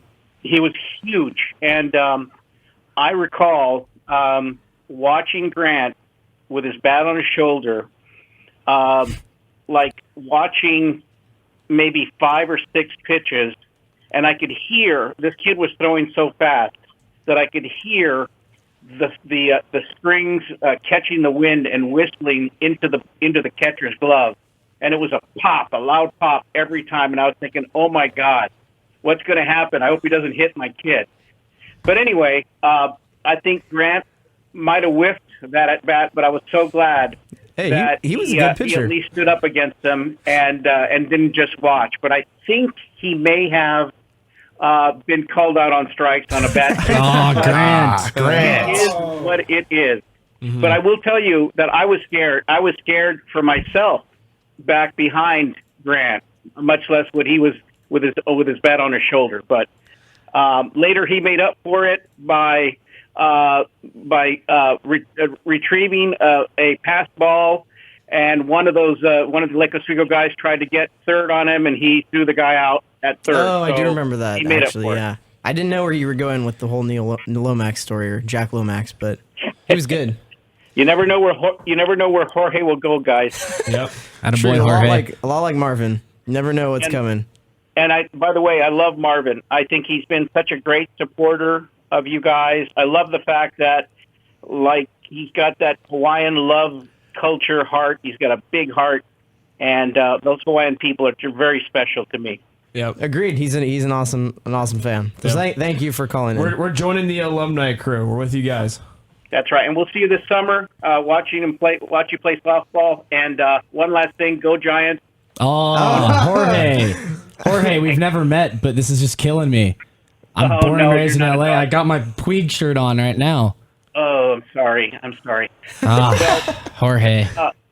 Look at the scoreboard. I'm sorry. Look at the standings. It's only 4 games. I know. Oh man, Jorge, you're killing me, and it's an even year. Jorge, and it's an even year. We've been going for a roast segment here. Can you give me a little take on Pablo Sandoval? Oh man. Well, you know what? Pablo's making his own cake. But as far as I'm concerned, I'm so glad that the Giants did what they did. I was very disappointed with Pablo Sandoval's attitude after he left the Giants. I felt that he disrespected the Giants by saying how easy it was to leave them. And look what he's done since. He's gained 50 more pounds, which he couldn't gain, and you can't play baseball at that weight. All right, sounds good. And thank you, Jorge, for calling in. Thank you. Really appreciate it. Thanks, My Jorge. pleasure, guys. Good luck. Thank you. Congratulations. Bye-bye. Perfect. You guys Shout out Matt's pal. Yeah. So we're gonna take a little PSA break here coming up. We got Jeff's friend. You want to tease your friend here? So my buddy Robbie Colans, former wide receiver at USC, played high school football with him. Currently working for the Opening and the Elite 11, doing a lot of filming for them. So we'll talk some high school football recruiting, talk some NBA finals with him. He's a big sports fan. He's a broadcast journalism student at USC, so he's all about the sports. Just talk about sports, some college football, talk some recruiting. It'll be fun. Maybe some high school stories. We'll see. There it is. Tinkle in around 12 for those of you that didn't hear that. Yeah. Yep. Tinkle's got a brunch. Tinkle at the top of the hour. Yep. All right. We're taking a few PSA breaks. When we get back, we're rounding it out. Tinkle at 12. As we've said, you're listening to Second String Sports on 88.7 FM KBVR. And we're back, Second String Sports. We got a special guest calling in now. Robbie, what's up? Well, apparently, Robbie. nah, he's gonna have to call back. Man, we are struggling here. Go ahead and call back. Go ahead and call back, Robbie. Yeah. We'll get you on. Yeah, Robbie. He might not be listening to the show. Might need the phone. Yeah, he's on a landline. He said. No, text him and tell him to I call just back. told him- I just did. Yeah. So Don't- Jeff, kind of give him a little bit tease. Give a teaser. Who's Give a little coming on? tease. So this is my buddy Robbie Colans. Played high school football with him. All There right, he is. get He's ready. Robbie. Hey, Robbie, what's going on? How's it going? All right, Robbie you go. Colans. Good to have you on. All right, Robbie. So seeing that I am really the only person here who knows you, I'll give you a little. Well, I'll introduce you, and then you can kind of introduce yourself.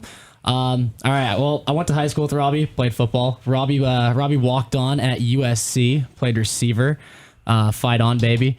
And he currently works with student sports at USC, and also does a lot of the filming for the opening and the Elite 11, which are the two big high school football camps here. So we brought him on, talk about a little football, a little basketball, just kind of general conversation here. So Robbie, go ahead and introduce yourself. Yeah, spot on. Thanks for having me, guys. Jeff Lowe threw me a touchdown in high school, so he was a baller back in the day. That's what I was going to ask you. He told us about that last Yeah, night. it's funny you brought that up. We ended up talking about that last night. I said my final pass was to Robbie Colans for a touchdown. Yes, exactly. So Jeff can spin it. Don't let anybody tell you can't. You can spin it. But yeah, so I graduated from USC just over a month ago. And and now I'm started full time with student sports, and kind of the easy way to say it is we're a events and media company that's in the high school space, and we're contracted out by big organizations like Nike and New Balance, and we put on their national high school campaign. So our big thing is Nike football, and so people that are familiar with the recruiting space, it's the opening and Elite 11. So we host that at the world headquarters in Nike, and it's a pretty sweet gig. So I'm loving it. So my role with the company right now is business development and digital media.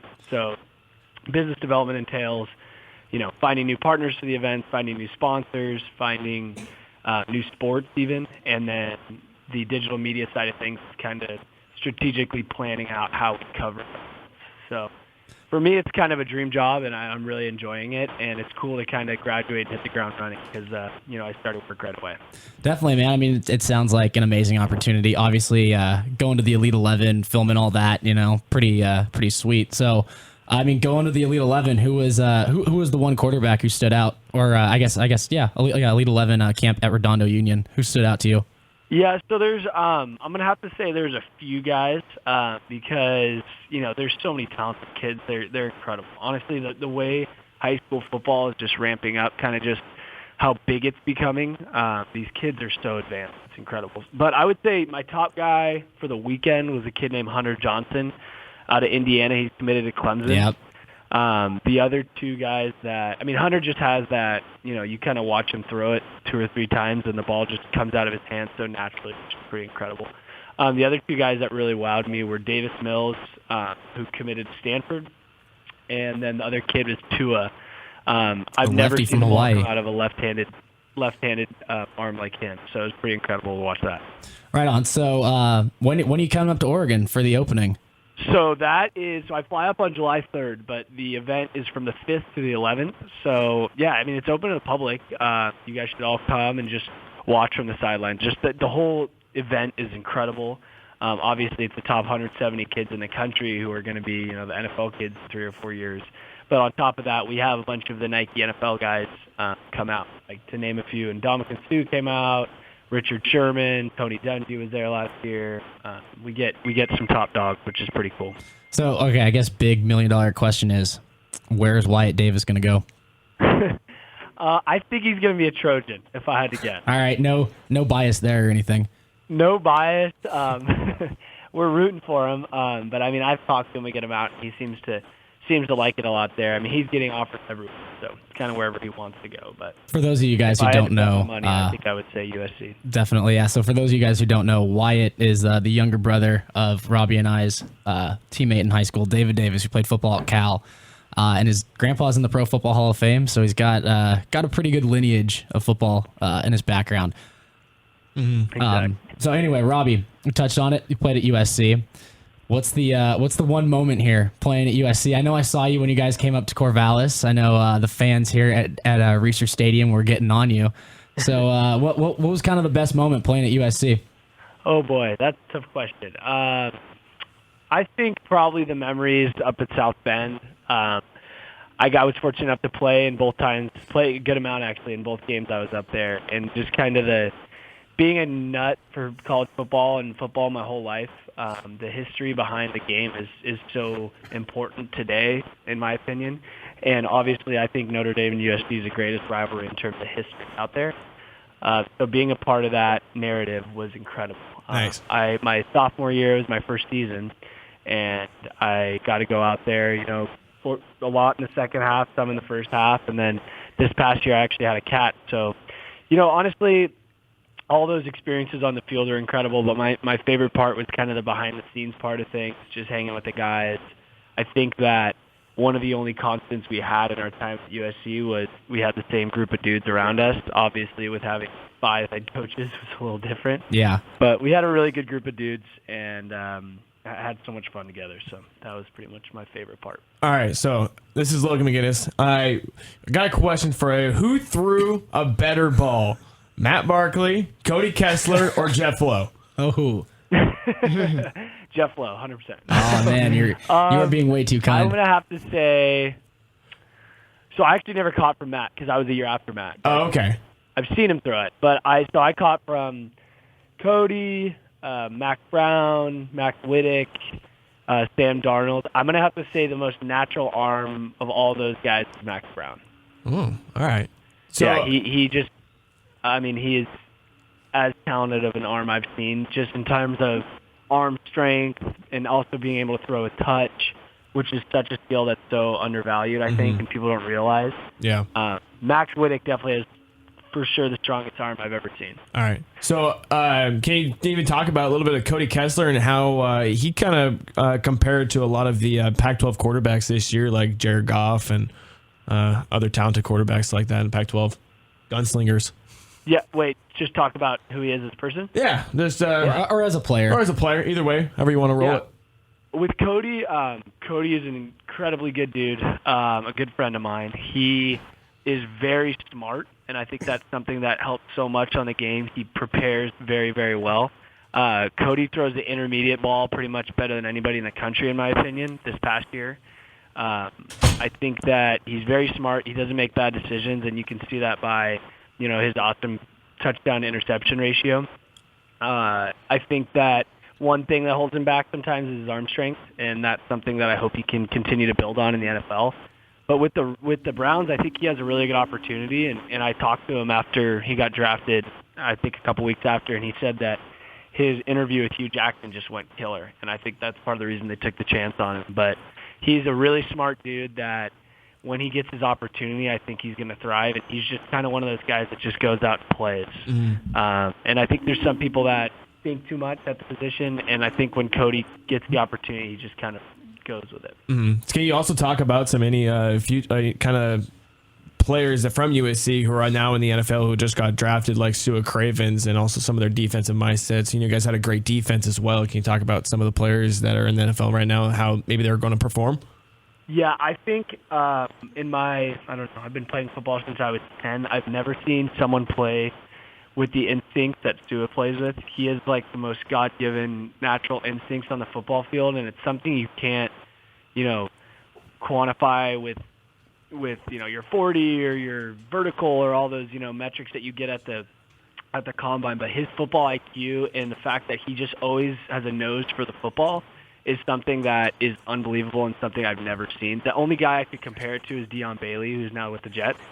But I think Sua's miles ahead of anybody I've ever seen with that. He's just always finds himself around the ball. I think open field tackling is one of the hardest things in sports, and he has that down to a science somehow. So Sua is a guy that I think is going to spend a long time, a decade in the NFL, if I had to guess. Well, definitely. Well, guys like Leonard Williams, absolute man-child. It's incredible watching him just toss bulls around at practice, and then obviously in the field as well, and just being, kind of such a humble guy. off the field, it was pretty cool to see that. All right, Who Robbie. else? I think a guy to watch out for that didn't even get drafted this year, but is a guy by the name of Soma Vanuku. Oh yeah. He was a fullback of ours that actually, unfortunately, ended one of your Oregon State Beavers football careers because he hit so hard. Yeah, Soma's a big he's a big boy. He's like 260 and can run like a 4.4. Yep, exactly. 260 pounds, runs like a 4.4, 4.5, and I mean he's just literally like accelerates on contact. He's got one of those big pineapples for a head, and he just throws it at people. So I think he's a guy that will find himself on a special teams roster for a long time. Definitely. So the one question I kind of wanted to ask, who's the one guy you just roasted in practice one day? There's got to be someone who's like in the NFL or, on their way to the NFL that you had to have roasted in practice. I mean, I think I got pretty much everybody at some point. But I think that I got Kevon a good amount of times. Kevon Seymour. By the Bills. Kevon Seymour, yeah. He got drafted by the Bills, I think, in the 3rd round. And he's a freaking stud and a great guy. But I got him a good amount of times in practice. And then if Josh Shaw went to the Bengals, and if he didn't get his hands on me, I could get him. But he definitely threw me, all over the field a few times. But if I could get off the initial jam, I got him a few times, and that definitely would make him pretty mad. Definitely.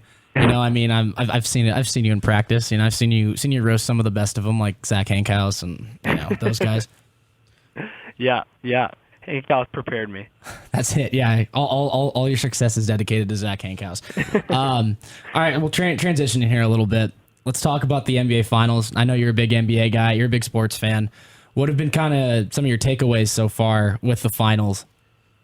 I mean, I've been extremely underwhelmed. I think you guys could probably echo me on that statement. Mm-hmm. I just, I thought it was going to be a pretty epic series. And watching this 20-point, 30-point, these dominating wins is pretty upsetting. I think that, I listen to Colin Cowherd every day, and I think he has a point in that the 3-ball has literally changed the game of basketball. And so for me, it's been kind of a disappointment because I do think these are two incredible teams. But when you get in this 3-happy NBA league where, teams start getting into deficit, so then they think that the only way they can get back is just jacking up threes. And if they're not falling, that 10-point lead turns into 15, that turns into 25, and then, you have these terrible games. And I think that the NBA runs into a conflict because, these TV partners are paying top dollar to get these media rights, but people are turning these games off because they're so boring. So I don't know. I've been pretty bummed out, but I'm hoping that, 3 games, there's 2, they've all been lopsided, but I'm hoping that now the teams are starting to understand each other better. We'll have a competitive one tonight. Definitely. So, going off of that, who you got tonight, Game 4? I'm going with Golden State. There we go. Same with us here. We're kind of all on board with the Warriors. Really? Cool. Yeah. Except for me and Logan. Yeah, well, we got Jake and I. We got the Cavs tonight, but overall in the series, we do have the Warriors winning this whole thing. But I think, we got Jake and I tonight. We have the Cavs, but not by much. Not by much. What's your opinion on Kevin Love's status, though? You think he should play tonight? See, that's an interesting question. I think that it's really weird because obviously Kevin Love is one of the better players in the NBA, but I think that the small ball that the Warriors play, I think, and the fact that Kevin Love is sort of a liability on defense, I think Richard Jefferson gives them that veteran and that defensive, he plays down defense that it's almost like they match up better with him on the court. Obviously, I think, and another thing that I think is with Kevin Love coming off the bench, they could get that spark off the bench that they haven't had all series. The Cavs have been pretty awful off the bench. So that could be an interesting way to sit, in my opinion. All right. Cool. Solid sports takes from Robbie Colans right there. Some fresh, hot sports takes for you. Yeah. Yeah, definitely. Trying to think. Okay, I know these guys don't know it, but all right. So when you came up to Corvallis 3 years ago, what was the experience? I know there are some Beaver fans who are heckling you guys on the sidelines. So what were they saying, and kind of what were you guys saying back? Because obviously you're SC. You guys are a major program. I'm sure you guys get a lot of that on the road. So take me into like the mindset of being a Trojan and getting yelled at from every opponent's, every opponent's fan base. You know what you guys will love, actually? Okay, so first of all the stadiums I went to, I thought Reser was one of the best fan experiences in terms of you guys being so engaged and kind of the way the architecture is built where you're sort of on top of us. Yep. The stadium I would compare it to sort of is Utah, which is, to this day, the loudest stadium I've ever played in. But, yeah, so you'll love this. So Coach O was our head coach at that time. Yep. He took over on interim base. And in order to get us ready to go play at Reser, because, that was a big game. In order to get us ready to play there, your chainsaws on third down. Oh, yeah. During the entire practice, he had like 5 PAs wired together, and he would play the chainsaws all practice long. Really? So by the time we got up there, we just hated that sound. And it was funny because, you guys fully got hyped on this third down. But, I think the Oregon State fan base is very, very strong, as good as anyone in the Pac-12. Take it. It's a cool stadium. It's a really cool stadium. Definitely. Mm-hmm. And I remember it being a really cold night. I believe it was a Friday, if I'm not mistaken. Yeah, it was It was a Halloween game. Halloween. Yeah, game. Yeah, So Halloween. You guys were hyped. Do you have any other? We were hydrated. You have any other favorite places that you've played before? It's funny staying up there in the Northwest. I think Oregon's pretty epic. That place is so loud. It's kind of nuts. I would say Utah. Utah. So in terms of the Pac-12, I'd say the best places to play are Utah, Oregon State, and Arizona State. Arizona State, interesting one. Why? Yeah, that was the first game I really got to play a lot. So that was partially it. But they have another loud ass fan base. I don't know if that's because of them hating USC, which very well might be the case. But every time we played there, it was pretty hype. I mean, it's Arizona State. They get pretty hydrated out there in Tempe. That's a good way to put it. Yeah, it's kind of the nice way to put it. Yeah, I mean, but like then there's the Stanford's a pretty fan base. Cal. Dang, shots fired. Yeah, I know, shots fired. Shots fired. Shout out to John Romer. Yes. I guess UCLA. Weak. I mean, obviously playing the Rose Bowl. Weak experience. I've been to the Rose Bowl and it is so overrated. As a fan base, the stadium, it's great. Stadium experience is great, but the fans are weak at UCLA. Yeah, the fans are completely weak. Completely weak. I completely agree with you. Definitely. But yeah, no, that's just obviously the history behind the Rose Bowl is incredibly part of that, and I will say those are the nicest locker rooms I've ever been in. Good to know. Well, yeah. Robbie, we really appreciate having you on. I know I really appreciate it for you taking the time out of your day to come talk to us on our finale show. So thank you very much, man. Thanks a lot, man. Yeah, thanks for calling in. Guys, that was awesome. Thanks so much for having me. It was an honor, and I really appreciate it, and I hope it closes off well. Thanks, Robbie. Thank you very much. Go Beavs. All right. Thanks, Robbie. All right, have a good one. See ya. I did get the Go Bees part. Yeah, he heard it. Heard it. All right. All right. I was hoping he get it like a fight on or something. That was a good call. Yeah. Man, we're just filled with surprise guests, calls, studio audiences. Yeah, I mean, I know you guys don't know Robbie, but that was a cool. good call. Yeah. That was really cool. Wanted to ask about Stuart Cravens. good insight. I have some USC knowledge. Yeah, there you go. There you Pac-12 go. boy. Back the pack. Back the pack. And if we got our listeners right now, if there's anyone new tuning in, it's just really the countdown now into the interview. The interview. Yeah. Take a break. It's coming up. Are we gonna take a break right now, or maybe That's what I was wait thinking. a We little? don't want to take too long of a break because I we said don't know we when kinda he's going to like- roll in. So I said we kind of wait it out, and Yeah. then when he gets here, we'll. or else we'd probably be on PSA for the next 8 minutes. Yeah, exactly. We don't want to be on PSA for too long. All right. Can't keep the fans waiting. Yeah. It's kind of all We right. can chat about anything now. Let's talk about some Pac-12 football. Or you know what? Here's what we're gonna do. Let's get our way too early college football national playoff predictions here. Oh man, I know we're putting you on the spot with no research, but let's figure it out. Who you guys got? Give me your final four. Start with The Logan. Final Four? Yeah, Logan. Already? that's hard.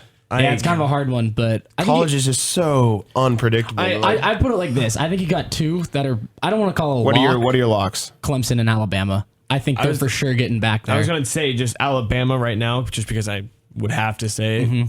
You can write Everyone Alabama would say in for like the next And 10 Clemson years. already with Deshaun Watson. That's yeah.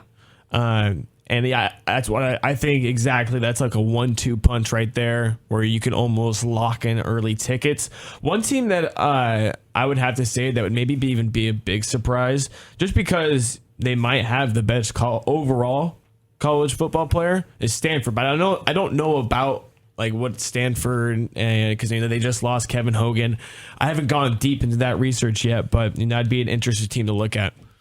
From the Pac-12. No, definitely. I'd say Stanford's probably the Pac-12 favorite. I would assume they do have the best player in the conference in McCaffrey. But you're right. Kevin Hogan's gone. He played in 4 Rose Bowls, 5-year starter. So I don't know. It's a tough one there. I don't think Stanford's good enough to make it to the playoff. But Stanford's definitely, I think you can probably pencil. I don't want to say pencil them in. Actually, I will say pencil it in because if you write in pencil, you can erase it and be right. True. I'll pencil Stanford in for the Rose Bowl. I think another team. I'm just going through like in conferences as well. Yeah. I definitely think that you'd have to look at a team like Ohio State. Definitely, because of Urban Meyer coaches, and they always have a top 5 recruiting class. Yeah, so I'll be the first 2 Ohio State, and I'll back the pack. I'll throw Stanford in there just for fun. I'll throw Florida State in there. Florida State, Florida State's always solid. Dalvin Cook coming back, good running back. Oklahoma, another team made the playoff last year. Actually, all right, I'm gonna take Stanford out, and I'm gonna put Oklahoma back in. All right. I can dig it. Another Baker Mayfield. I'll tell you right there. Love me some Baker Mayfield.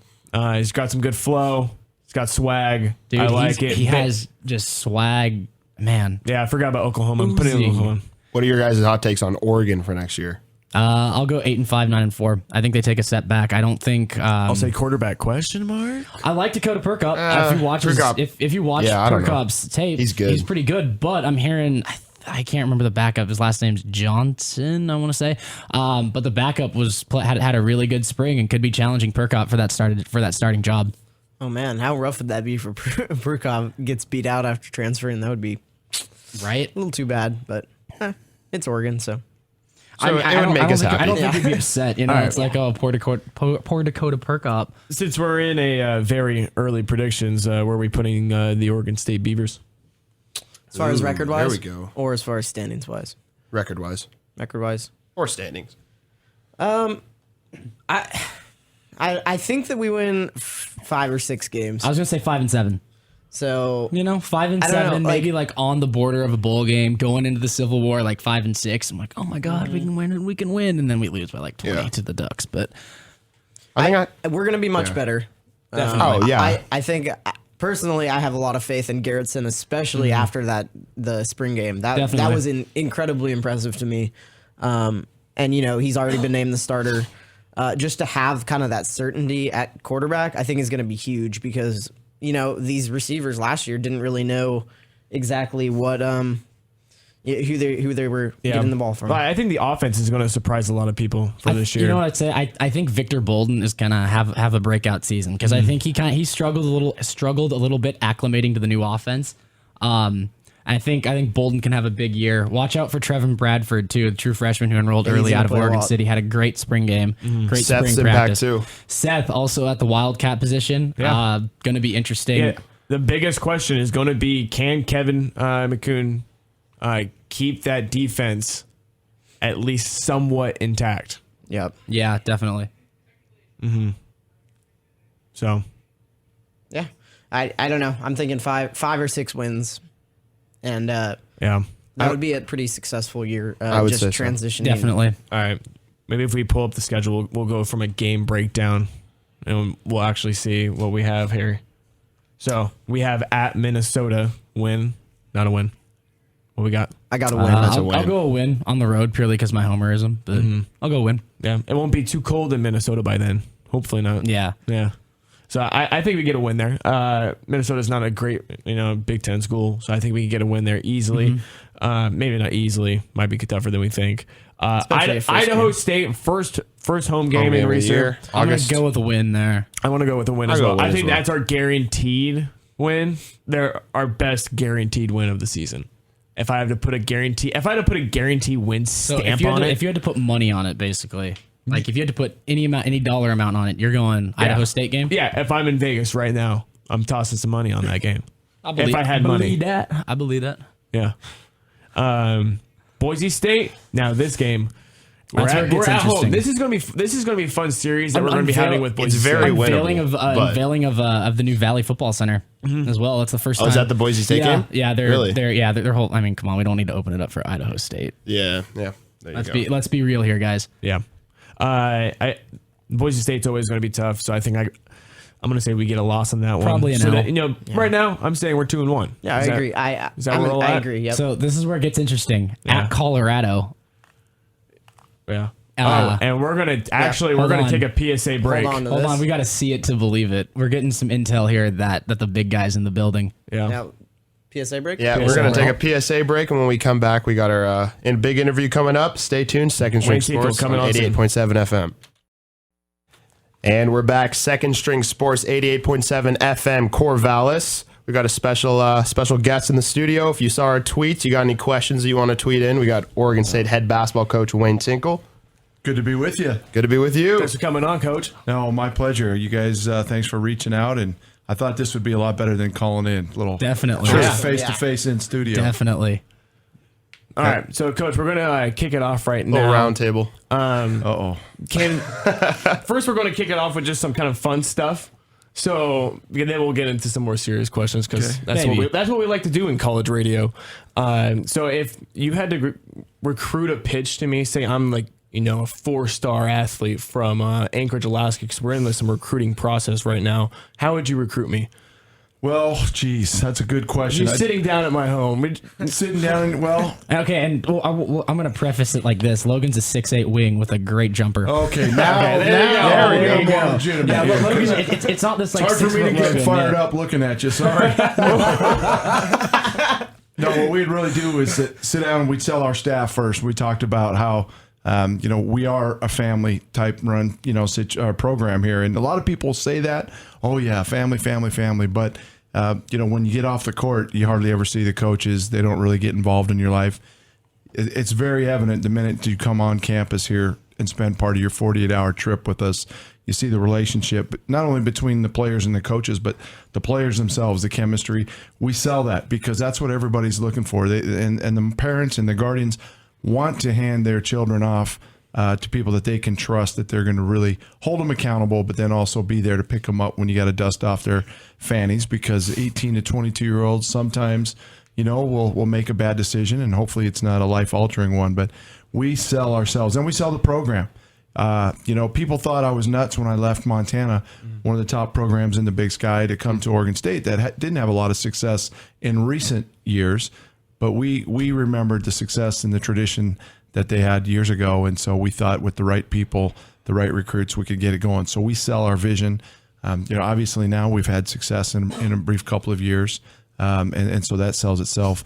And then the opportunities you have here academically at Oregon State. We had some problems. We had hurdles at Montana. We didn't have engineering. We didn't have some other programs. We've got it all here.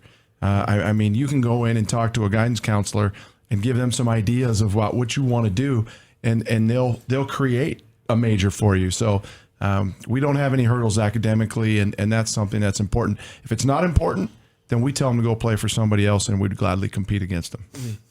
Cool.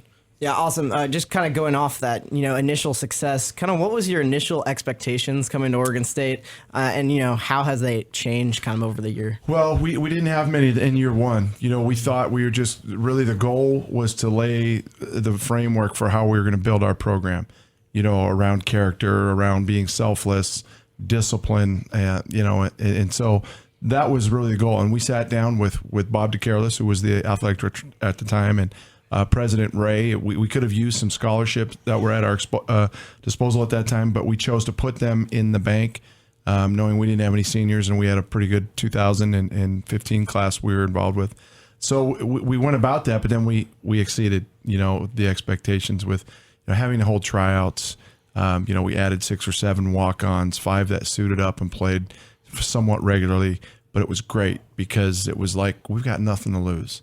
And credit to the guys we inherited from the prior staff, because they bought in. I know Langston was just in here. They bought into this new style, new staff, new way of doing things, new way of conducting your business off the court as well. we talked about reaching out, thanking the people that mowed the lawns, cooked the food, that taught the classes. So that was part of developing a winning attitude that ultimately led to some pretty fun wins on the court as well. We went 14-0 to start the year at Gill, which was a school record. Then a season total 15 wins at Gill was a school record. So some neat things were done in year one, and obviously carried over to this season where we added a new recruiting class, and we're able to do some good things and then get rid of that 26-year, hiatus from the NCAA tournament.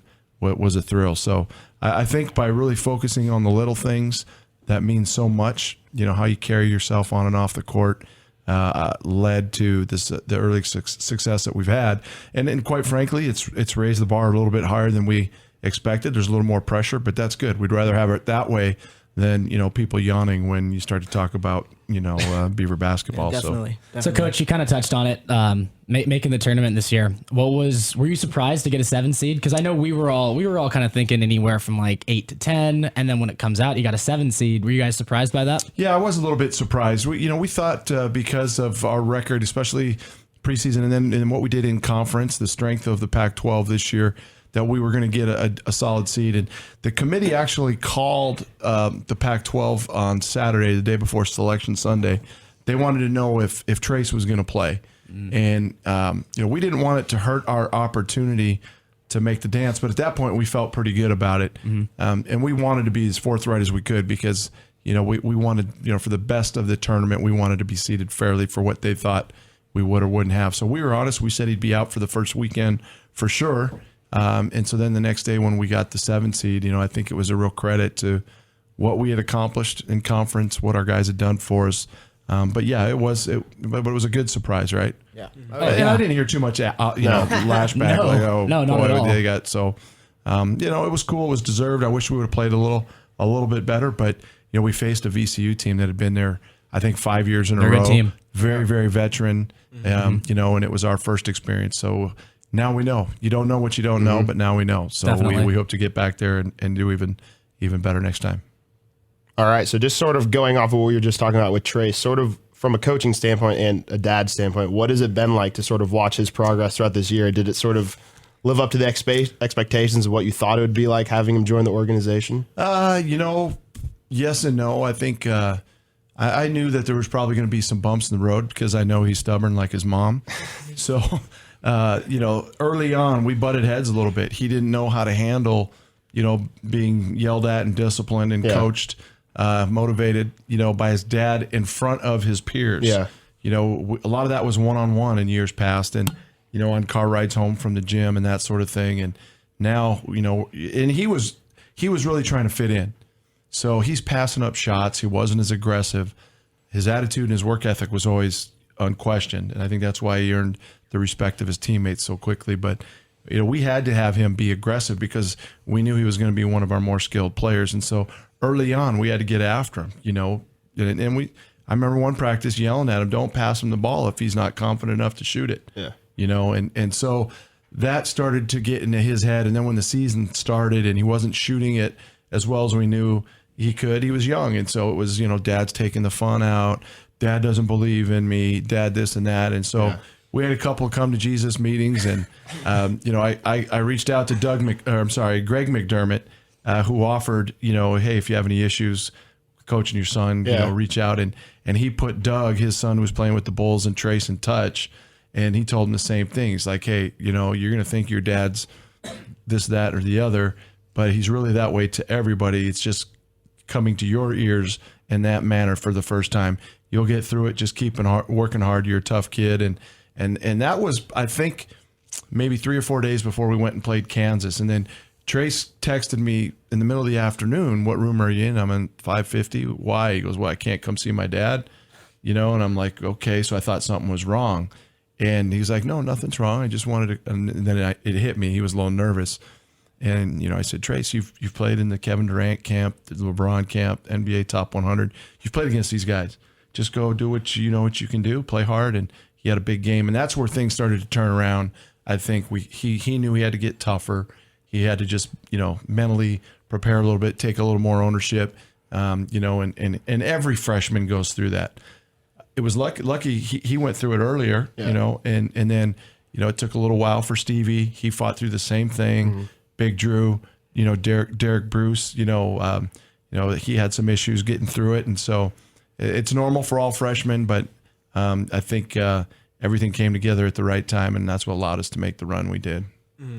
And you mentioned Tress. How is his progress doing in his injury, too, if you can touch upon that? Yeah, he got out of his cast. We had surgery. We tried to let it heal, the fracture, and it wasn't healing very well. So we went down to Eugene, and Dr. Jones does an incredible job. Put a big old screw in there, bone grafted it. Like you said, he got out of the cast yesterday. He's in a walking boot for the next 6 weeks. So he's on the mend. He's been in the gym to the wee hours, you know, on his little scooter, getting up shots, working on ball handling in the chair. He's chomping at the bit, but we've got to make sure he stays patient so that he's 100% and we have him for next year and don't have any lingering effects from the surgery or the injury. Yeah, so, I mean, obviously the freshmen played a big role on the team this year. Kind of what was it like to see their development and, you know, how they developed from the start of the year? Well, I mean, my hair was dark at the beginning of the season. No, it was great. It was great. And we knew they were a talented bunch. We challenged the veterans, which was the biggest part. As soon as last season ended, you guys accepted these walk-ons because you knew they weren't a challenge really to your playing time. The challenge for us moving forward is for you to welcome and accept the new freshman class equally, even though they will be a threat to your playing time. And I think by and large they did that for us. And you know, you look at the progress. Big Drew, you know, he made a splash early when we weren't playing quite the level of competition, and then had his struggles, and then really came on strong. Such a raw talent. He's only been playing for a handful of years. Had a great spring. He's up to almost 250 pounds. So he and Big G have really been pounding on each other all spring. His body looks different. We had one of the former coaches in the Portland area came down to watch a workout the other day, and he said, "Who's that big guy? Where'd he come from?" I said, "That's Big G." And you know, he's transformed his body a little bit. You look at Stevie Thompson and how he finished. I mean, he was instrumental for us, you know, the last few weeks of the season. And you know, we've got Kendall Manuel, who had to redshirt, broke his leg early in the season. Is really a great shooter. He's going to help. We're going to miss Derek. You know, Derek, let's go ahead and talk about it.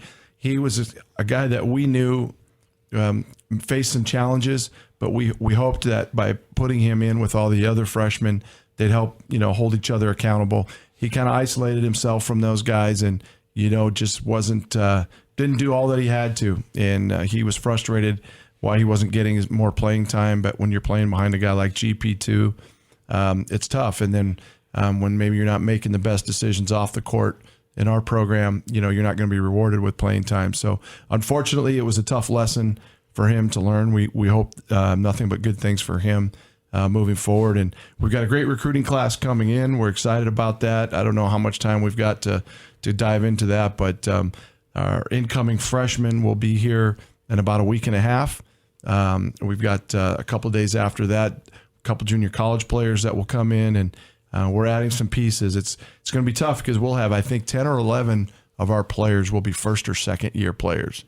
Now, the talented, the great kids and all that, but it's going to take some time to get them familiar with our system and get the young kids we have coming back a little more confident. So we love being here. This is a great place. We love the fact that we're rattling some of the dust and paint on Gill Coliseum a little bit, and student sections have been awesome. Beaver Dam's been great. We're starting to drive that atmosphere again, and hopefully we'll continue to grow and we'll continue to do great things, not only just in the Pac-12 but preseason, and hopefully get to where we're making runs in the postseason year after year. Definitely. So, Coach, we've had Drew Eubanks on. We've had Langston Morris Walker on. Boy. Drew and Langston both kind of said they're the guys who get yelled at the most. So what I want to get like the Wayne Tinkle experience of getting yelled at. Obviously, man. like keep it safe for the radio. Oh, man. But like I want to know what's like. We're up 25. We're at home, and I decide to just start jacking up threes. What are you saying to me? Like I want the full breakdown here. Well, if I'm going to get into coach mode, we might have to get mute the mic. Mute the mic. We'll get it. Well, first off, okay, Drew's probably right. He probably got it more than anybody. And I reminded Trace early on when Trace felt like I was being a little hard on him. Yeah. So we're way harder on Drew. Only because we knew Drew had a long way to go that way, maturity, toughness, because of his lack of experience. And we knew we were going to have to depend on him. And to his credit, he hung in there through it all.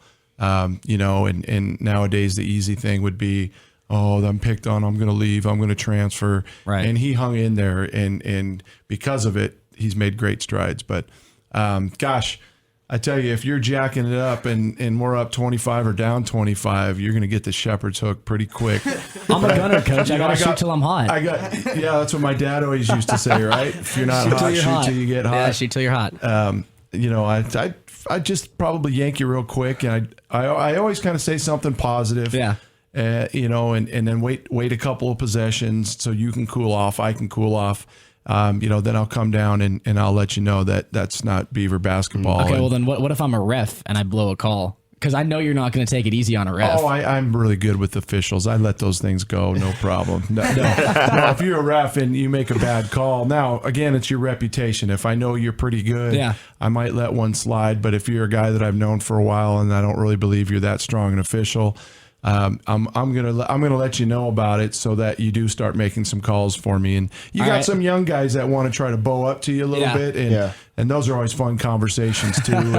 And it's a good thing. Well, it's kind of tough with Mike Parker's microphone right there. I've got to be careful, but I've been known to have some great conversations. In fact, this past year, I hope I don't get in trouble with this. I tried to get a couple of technicals, and they wouldn't pull the trigger. So I don't know what that's all about, but.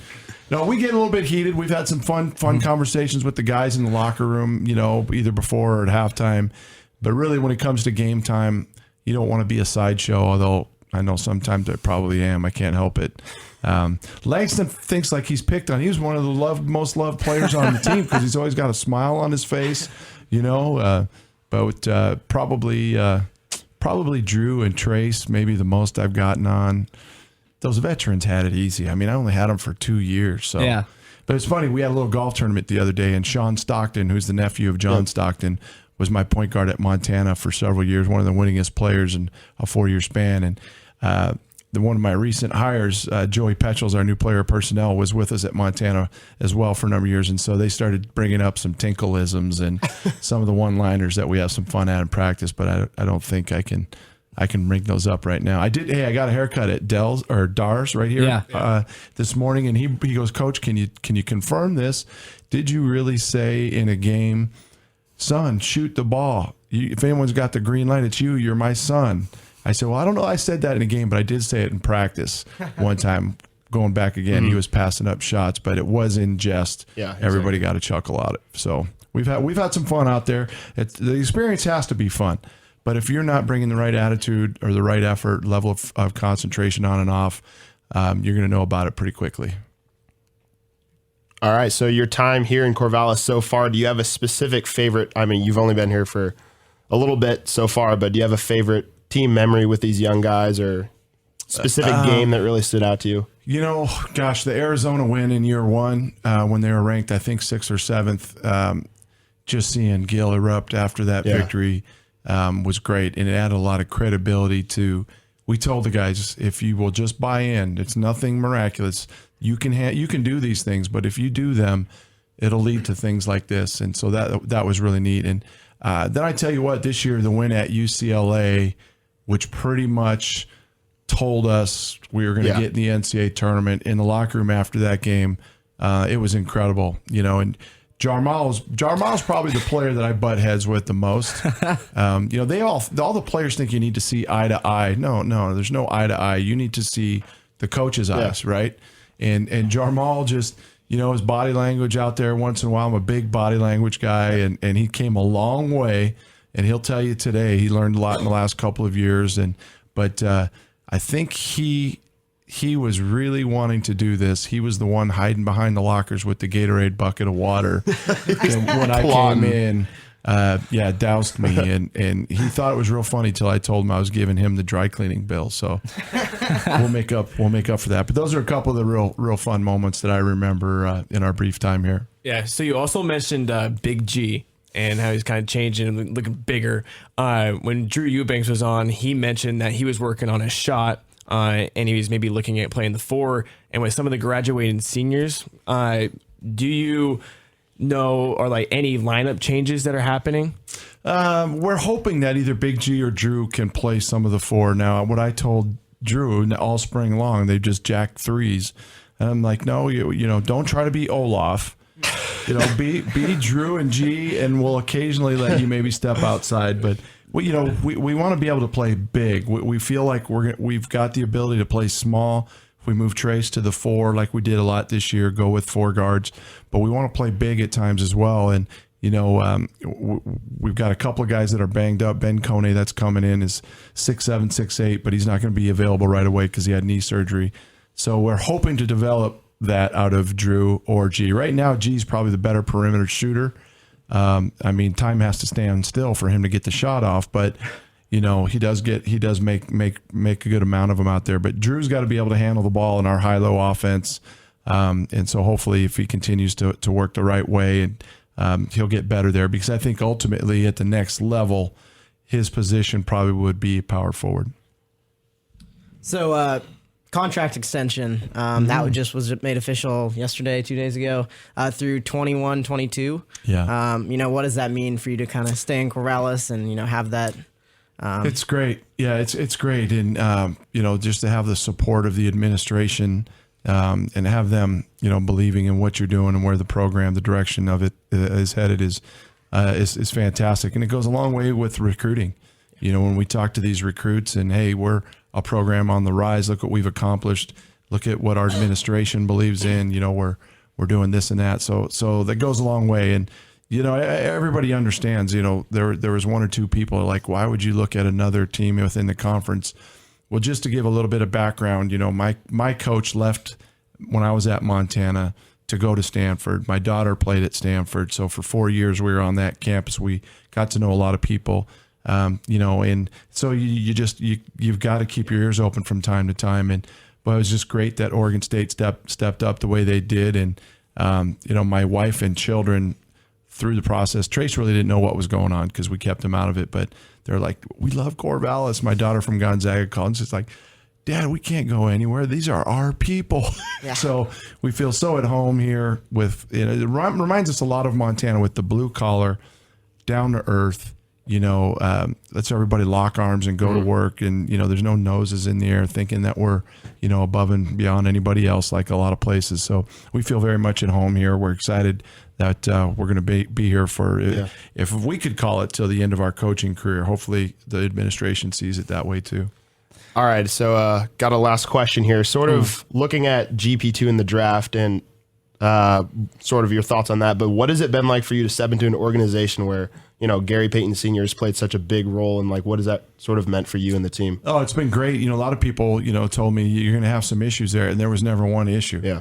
You know, just because of the legendary status of his father and now his son, you know, it was unbelievable. I mean, Gary Payton Sr. never came to a practice, never called and said, Coach, you need to do this, or pulled his son aside and coached him and no, you need to do it this way, not the way there.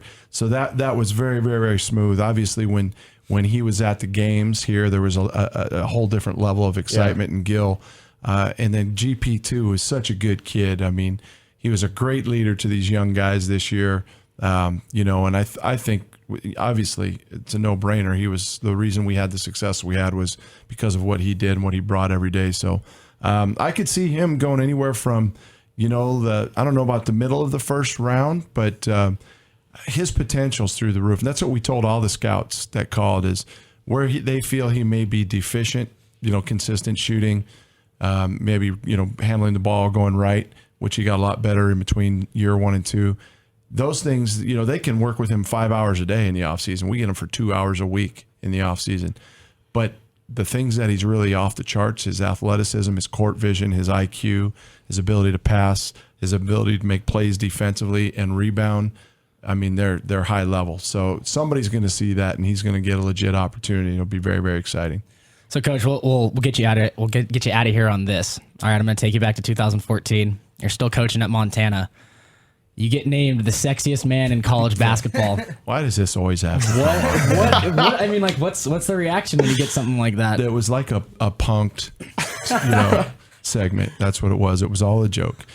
I don't know, and I don't even know that they've had that again since then. But so you're the last. So you're the reigning champion. Reigning champ. Yeah, the reigning champ. And so whenever any of my brethren bust my chops, I'm like, I'm going to hold the title forever because there's nowhere to go but down from here, right? True. No, exactly. It's funny. I do. I get my chops busted quite a bit over that, but it was kind of a funny deal. I didn't really know about it till they got a hold of one of my assistants. I think he held it off for a week. He didn't want to let me know in the middle of the season that this thing was going on. So we had some fun with it. I don't think my wife would agree with it. Well, I know she doesn't agree with it, but anyway, it's one title I've got, and I always get asked. Yep. Thanks for bringing it up.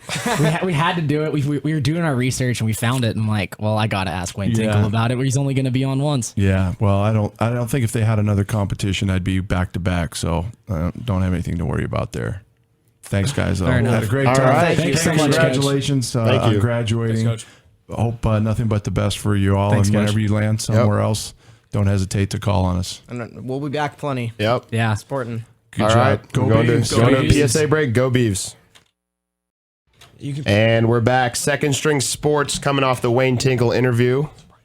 Closing out the show here. We got about 20 minutes left.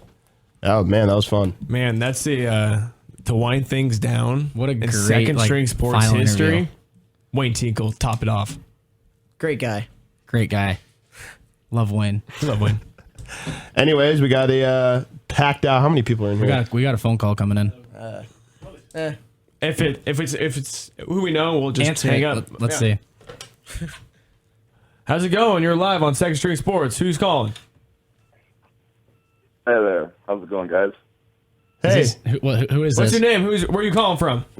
Ian Campbell. Oh, Captain Campbell. Illinois. What's up, buddy?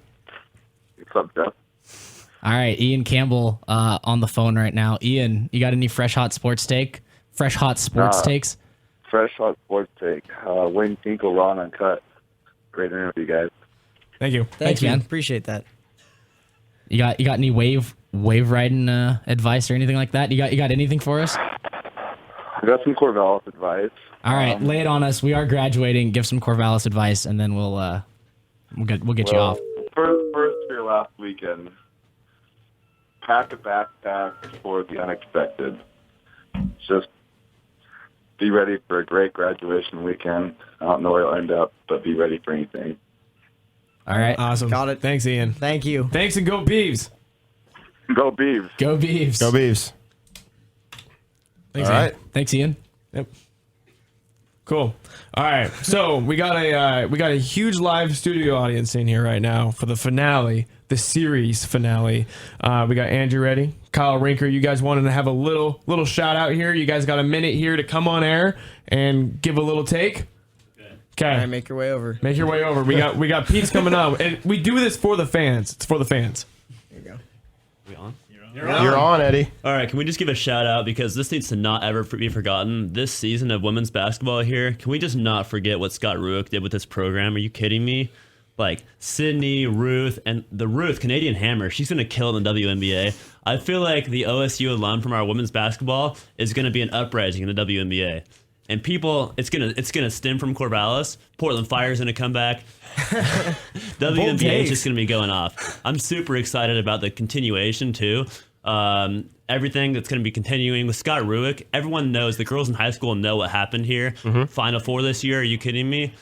We got an unfortunate, definitely Final Four thing happening this year, but I think it's really only gonna go up. We had a lot of people leave, but we have a lot coming in. I'm really excited about that. And can I just say that this school in general is just so amazing. It's been amazing to me. You can't tell I probably look like 17 with this haircut right now, but some people don't know. I'm actually 26. I was in the military before college, and I just always felt like I just fit in here. Corvallis and Oregon State, everyone here is just freaking amazing. I'm going to miss this place so much. And Second String Sports, You guys killing the culture here. I love it. Andrew, thank you for the kind words. That was a great speech. Hold on. Sorry, I got a follow-up for Andrew. Andrew, could you kind of break down your haircut here? Because there's a bit of a story, so I think we got to let our listeners know. That's a good story. Okay, so first of all, this is like accentuated due to the fact that I'm graduating tomorrow, and internally these pictures will be everywhere in the world. But 3 days ago, I was like, Dad, I'm going to go get a haircut. I need to like not have shaggy hair for graduation. He's like, cool. I have a $3 coupon on my account at Great Clips. Which, that's a big proportion of your haircut ticket. And I was like, absolutely. So my dad called in, right? He's like, my son's going to come get a haircut. It's on my account, but he's verbatim. He's like, this is my son, not me. So I walked in there 20 minutes later. Hi, my dad's Steve. I'm on his account. Can I just use his coupon? Absolutely. Go ahead and sit down. So she clearly knew that I was not my dad. First thing she does take a number 2 razor, which you guys can't see it, but it's very short. Goes all the way across my head. My immediate reaction is, what are you doing? And she goes, what are you talking about? That was your haircut on our computer. And I was like, yes, that is my dad's haircut on your computer. So eternally, starting tomorrow from graduation, me and my dad already look the same, but we're going to be like the same person. So Oh my God. that was an Great. accident that's going to live forever. That's a good story. You look beautiful, Eddie. All right, who's next? Oh, okay. I say we bring Crystal on for NBA, for the embarrassing Logan moment. So if you guys we haven't heard it were yet. tuning in earlier in the show, this has been a long show. My mom, Chris McGinnis, in studio, she has an embarrassing moment of my history and my past. We did this with Jake. We did this with Grant here. So, and maybe a top second string sports moment of all time. She might have that. I don't know. I haven't been able to be with her to be no one prepared. knows, So here we go. The mystery We'll is see here. if it's Crystal, coming. you're on. Okay, so if I have to pick one embarrassing moment, I'm just going to pick the one because everybody was at the family dinner table. So there's at that time like about 15 of us. Logan is just being obnoxious. He's maybe about 5 and is being smart mouth and whatever. So his dad had enough. I had already told him just to stop and be quiet and eat your dinner, whatever. Anyway, he decided to throw a fit. So his dad grabbed him out of his chair by his stomach area, hauled him down the hallway, and Logan is yelling, help me, somebody please save me. And everybody at the dinner table's looking at me, and I said, don't even bother going down the hallway. Don't save him, nothing. Next thing we know, he's in there for about 10, 15 minutes down the back room. Dad lets him come out, and he's good again. But the There we whole go. save me, somebody please help me. Dramatic loads. All the calls went, no, not going to work, Logan. Sorry. That's it. That was good. I got more, but yeah. Do you have a second string sports moment? Oh. I'm with Andrea, that I'm tied with for the #1 fan moment. It's the crockpot segments, guys. There we go. Everybody loves a crock To be pot. honest, I am a crockpot user. And I don't know, Mikey, your whole stuff you're going to put in your crockpot, I was laughing. Sorry, but So we all know where this is leading. What would you put in your crock pot? Ooh, it depends on what we're making. Typically, it's a pot roast, and it's meat. It's a meat and potatoes. We're a meat and potatoes kind of family. So carrots, potatoes, celery, onions. There it is. Yeah, probably add a beer in there, not to drink. Well, maybe half. And let it soak in there and cook. That's it. Thanks. Wait, what's that sound? Mook minute, mook minute, mook minute. Welcome to the final Mook minute of Second String Sports ever. Literally ever. Mike, you might have been prepared for this. You might have not been prepared for this. Definitely not prepared for we this. told you it was coming, Mike. I didn't think it was going to come. I thought the yeah. Tinkle interview was going to go longer. Or I thought it was going to take up the whole thing. There so it is. I wasn't prepared. You're on the Mook minute, and starting 3, 2, 1, Mook minute begins. I now. feel like we should save this because I'm trying to get Mads Pow to call. She wants to call. Have her call. I'm telling her to call, but we're just trying to figure out a good time. So Mads, you should call right now whenever you want, and we can have a very special Mads minute. For those of you who don't know, that's my sister. Yeah, Mads is my sister. Yeah, way to not sell that at all. No one knew who you were talking about. You're at 24 seconds. Everyone knew that, like these, except for you. You're at 24. You're at 20. You're at 30 seconds. These three knew, and this is Kyle. But I'm messing with you, Mike. This is 36 seconds. I don't have anything to talk about, so I'm good with just like wasting this time. Talk about the Mets. Mets? You're at 43 seconds. I'm in a Mariners jersey talking about the Mets, but a little bit rough right now. There you go. We got the call. We got the phone flashing. We got a call. You're at 50 seconds. Oh, all right. All right. Mook minute. That was a terrible first move minute. Yeah, for your last one ever, it was kind of weak. Am I on right now? Hello? Hello. Matt's pal. Hello? You're live on Second String Sports. Is this Madeline Powson? Yes, it is. Oh, man. The GOAT. All right. Mike's going to talk to you here real quick. Mike. Okay. How's it going, Mads? Good. So, is it today with Alex? Big day? Yeah, am I going right now? Yeah, you are going right now. You're live on Second String Sports. Yeah, big day. He actually got offered, and he got offered money and he turned it down. He turned it. Okay, so explain who this is. What? Explain who this is that you're talking about. I can't hear you. Hello? Hello. Hi, can you hear us now? Yes. All right, so I guess you can't hear Mike right now, which is weird, but I'll take we're over. good. Okay, kind of break down who Alex is and what we're talking about here. Paint the picture. Alex Schick, a.k.a. The Blade, is a right-handed pitcher for California Golden Bears, and he happens to be my boyfriend, and he was eligible for the MLB draft, and he got an offer today by the Minnesota Twins, and he turned it down. What round? 4th round. That's good. That's good. That's good. I wouldn't want to go to the Twins. Yeah, I wouldn't either. Yeah, that wasn't the main motive, but it just wasn't matching what he wanted to do. So he's going to be going to Cape Cod for the rest of the summer and trying to get his number up to where he wants it to be to go. And if not, then he's going to pitch his senior year at Cal. So that's kind of how that's going. But there's so many rounds in the draft, I get really confused about how it all works. So nice. Do you have any input on the NBA Finals? Go Cavs. Please to God, Almighty Lord, I go to school in the Bay Area, and I can't ever get away without hearing about the Warriors everywhere I go. So please lose. All right, Mads. Thank you for joining us, and yes, go Cavs. Yeah, go Cavs. Thanks, Matt Powell. You've been listening. Welcome. All right, bye. All right, you've been listening to Second String Sports on KBVR Corvallis. We're winding down. Winding down. We got 10 minutes. Man. Anything we want. Man. It's weird. Sad. Do we have any other big predictions? You know, Jeff over here wanted to throw out some real long predictions. Yeah, here. I say we just go all in. Just try and predict like next year's NBA Finals. 2017 Super Bowl. 2017 Super Bowl. Man, we got another caller. All right, whatever. Let's do it. It's for the fans. For the fans. All right, you're live. Hello. Hello, what's your name and where you're calling from? This is Connor McGrady. I'm calling from Tualatin, Oregon. Oh, yes! So, Lil Wrench, a.k.a. Connor McGrady, can you talk about some of your favorite Jake McGrady moments of your growing up? And if you have any hot sports topics, you can also spit that too. All right, favorite Jake McGrady moments. There is quite a few. Let me think about this one. I cannot mention how many times I would be wrestling with Jake. It's a friendly competition, and I'm not ashamed to admit that I would abuse my mom powers if Jake hit me too hard. That's not okay. Me and Logan probably were in the same boat Jake on was that. an abusing older brother, as we all know. Yeah. Connor, do you have any hot sports takes right now? Actually, my mom is telling me from the other side of the room.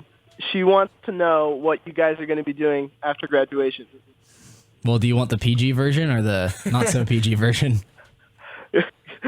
Do whatever you feel is right. I don't know if this is like a long-term question as far as like jobs or immediately after graduation. Yeah. It's in hours. Yeah. Probably like you want to clarify that for us, Connor?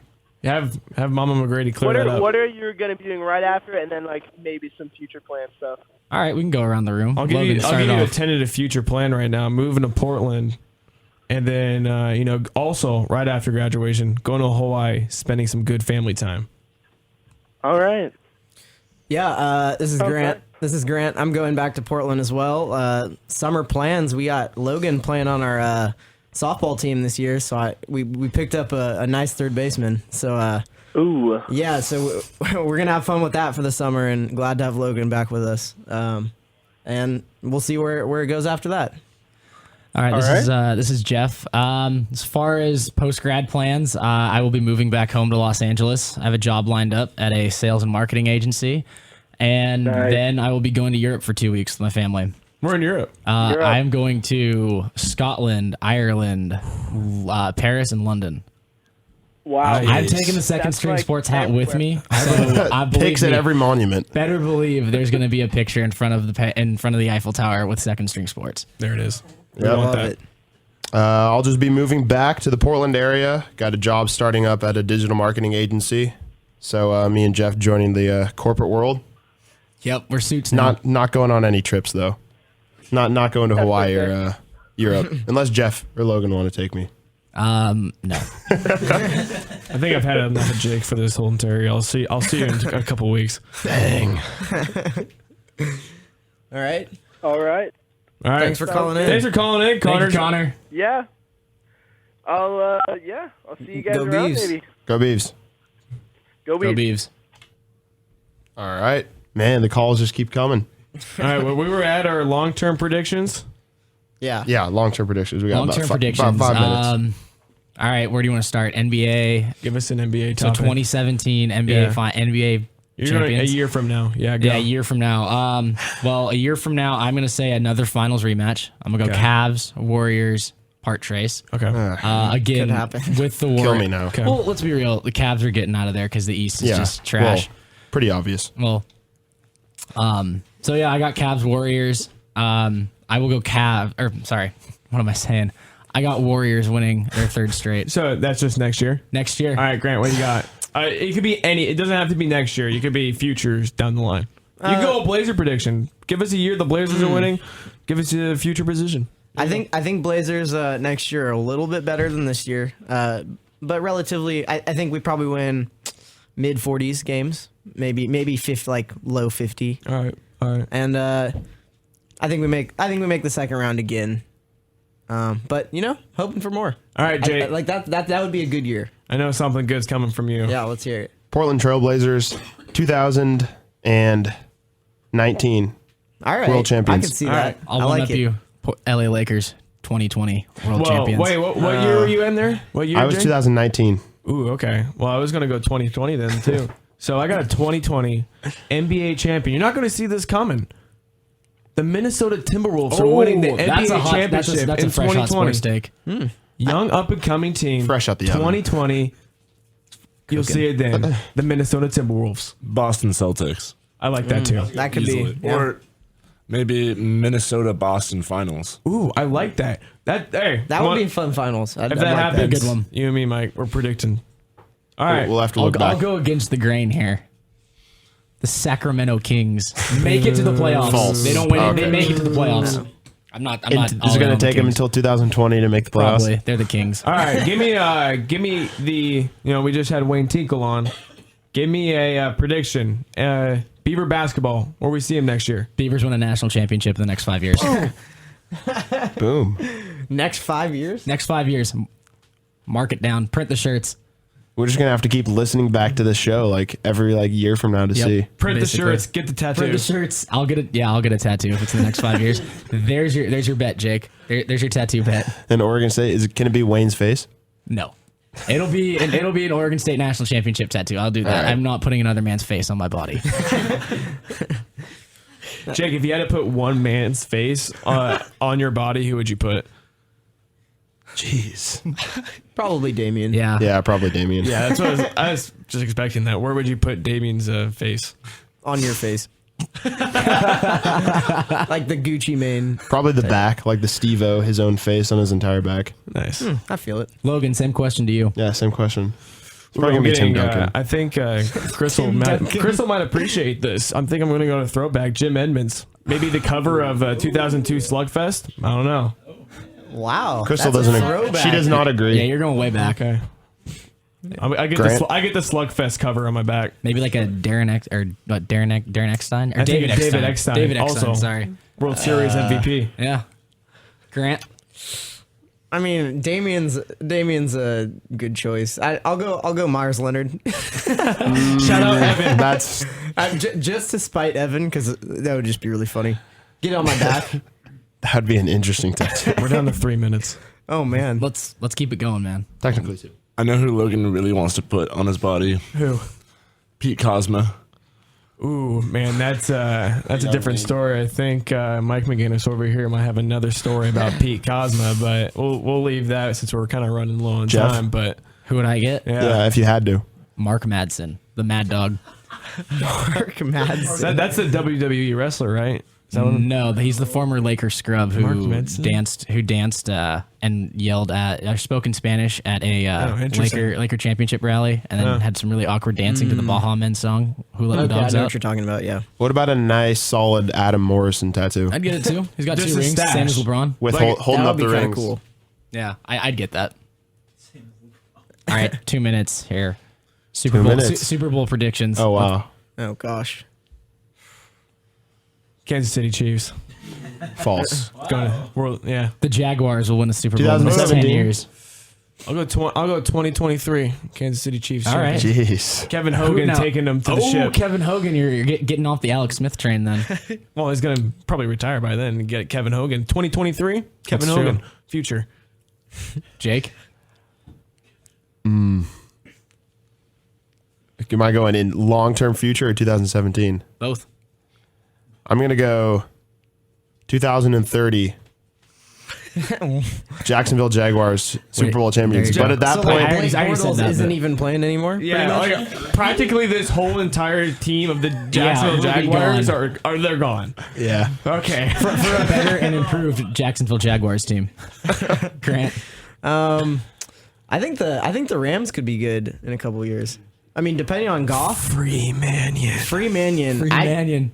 Mannion deserves a starting look at least. And Yeah. just give him a shot. You know, he went 6 for 7 in a game last year. Right, Mike? Free Mannion. Free Mannion. Free Mannion. Yeah. Also, I'm gonna go 2025. The Cleveland Browns make the playoffs, and Johnny Manziel is in prison for manslaughter. Oh, wow. Hey, it's the last show. I had to throw it in. The trash can's looking at Jake, me. I will piggyback off of your 2025 Browns take. The Browns make it to the Super Bowl only to lose in dramatic fashion by missing a field goal. That would happen. That would happen. Yeah. How did Johnny Manziel give me a little scenario of that Yeah. manslaughter? You want me to? We got it. Ooh, I say get keep quick. going. Yeah, make it quick. Make it quick. He's probably rolling out of an alley somewhere, probably sitting at about 110 pounds after all the drug use. Wow. Probably balding at that point. Just rolled out of a dumpster of a long bender, and he just snaps. He just snaps. Dang. Wow. Well, that was Johnny Manziel. That's a really dark way to end the show. Yeah. Our final show will end on that. It's only fitting. Exactly. I wouldn't have it any other way. Have it any other way. Man. Well, I guess we just got to thank the fans. Yeah. Yeah, Thanks thank for you to coming everybody. out. Thanks for everybody in this room for supporting us and showing up today. Thank you for taking me been a lot on, of guys. fun. It was a blast. Yeah, of course. I got to thank them Jeff. for bringing me on first, Yeah. and then we brought you on. so. Yeah, the OGs right here. Yeah, Grant and OGs. Logan. Or I'm sorry, Jake and Logan. Yep. My Yep. bad, Grant. Yeah. Yep. And then Grant came on. Pioneers. Yeah. Pioneers. Second string, Pioneers. 3 years. Yeah. Wild. Down. I mean, a good way to end it though. Go What? Beavs. Yeah, go Beavs. Go Yeah. Beavs. I think And- we only just a 1, 2, 3 and go Beavs. How about like the End whole it off. room? We get like a whole room. Go Yeah. Beavs All right, here. there we go. I like All it. right. Make it loud. All right. Everybody. 3, 2, 1. Go Beavs! And that's the last finale there. Last time. And as we mentioned before earlier, we're going to be starting up the podcast at some point in the summer. So it's not Stay going tuned. to not going to be radio, but stay tuned. I'm sure we're all going to still be active on the accounts, Facebook, Twitter, all that. You know it. The YouTube account. Thanks to everyone who's been a long time listener. We got the new guys like Marvin and stuff like that, but there's been some people that stuck around for 3 years. So Yep. been pretty The awesome. true fans. Okay. You've been listening to Second String Sports on 88.7 KBVR Corvallis for the last time. Go Beavs. Go Beavs.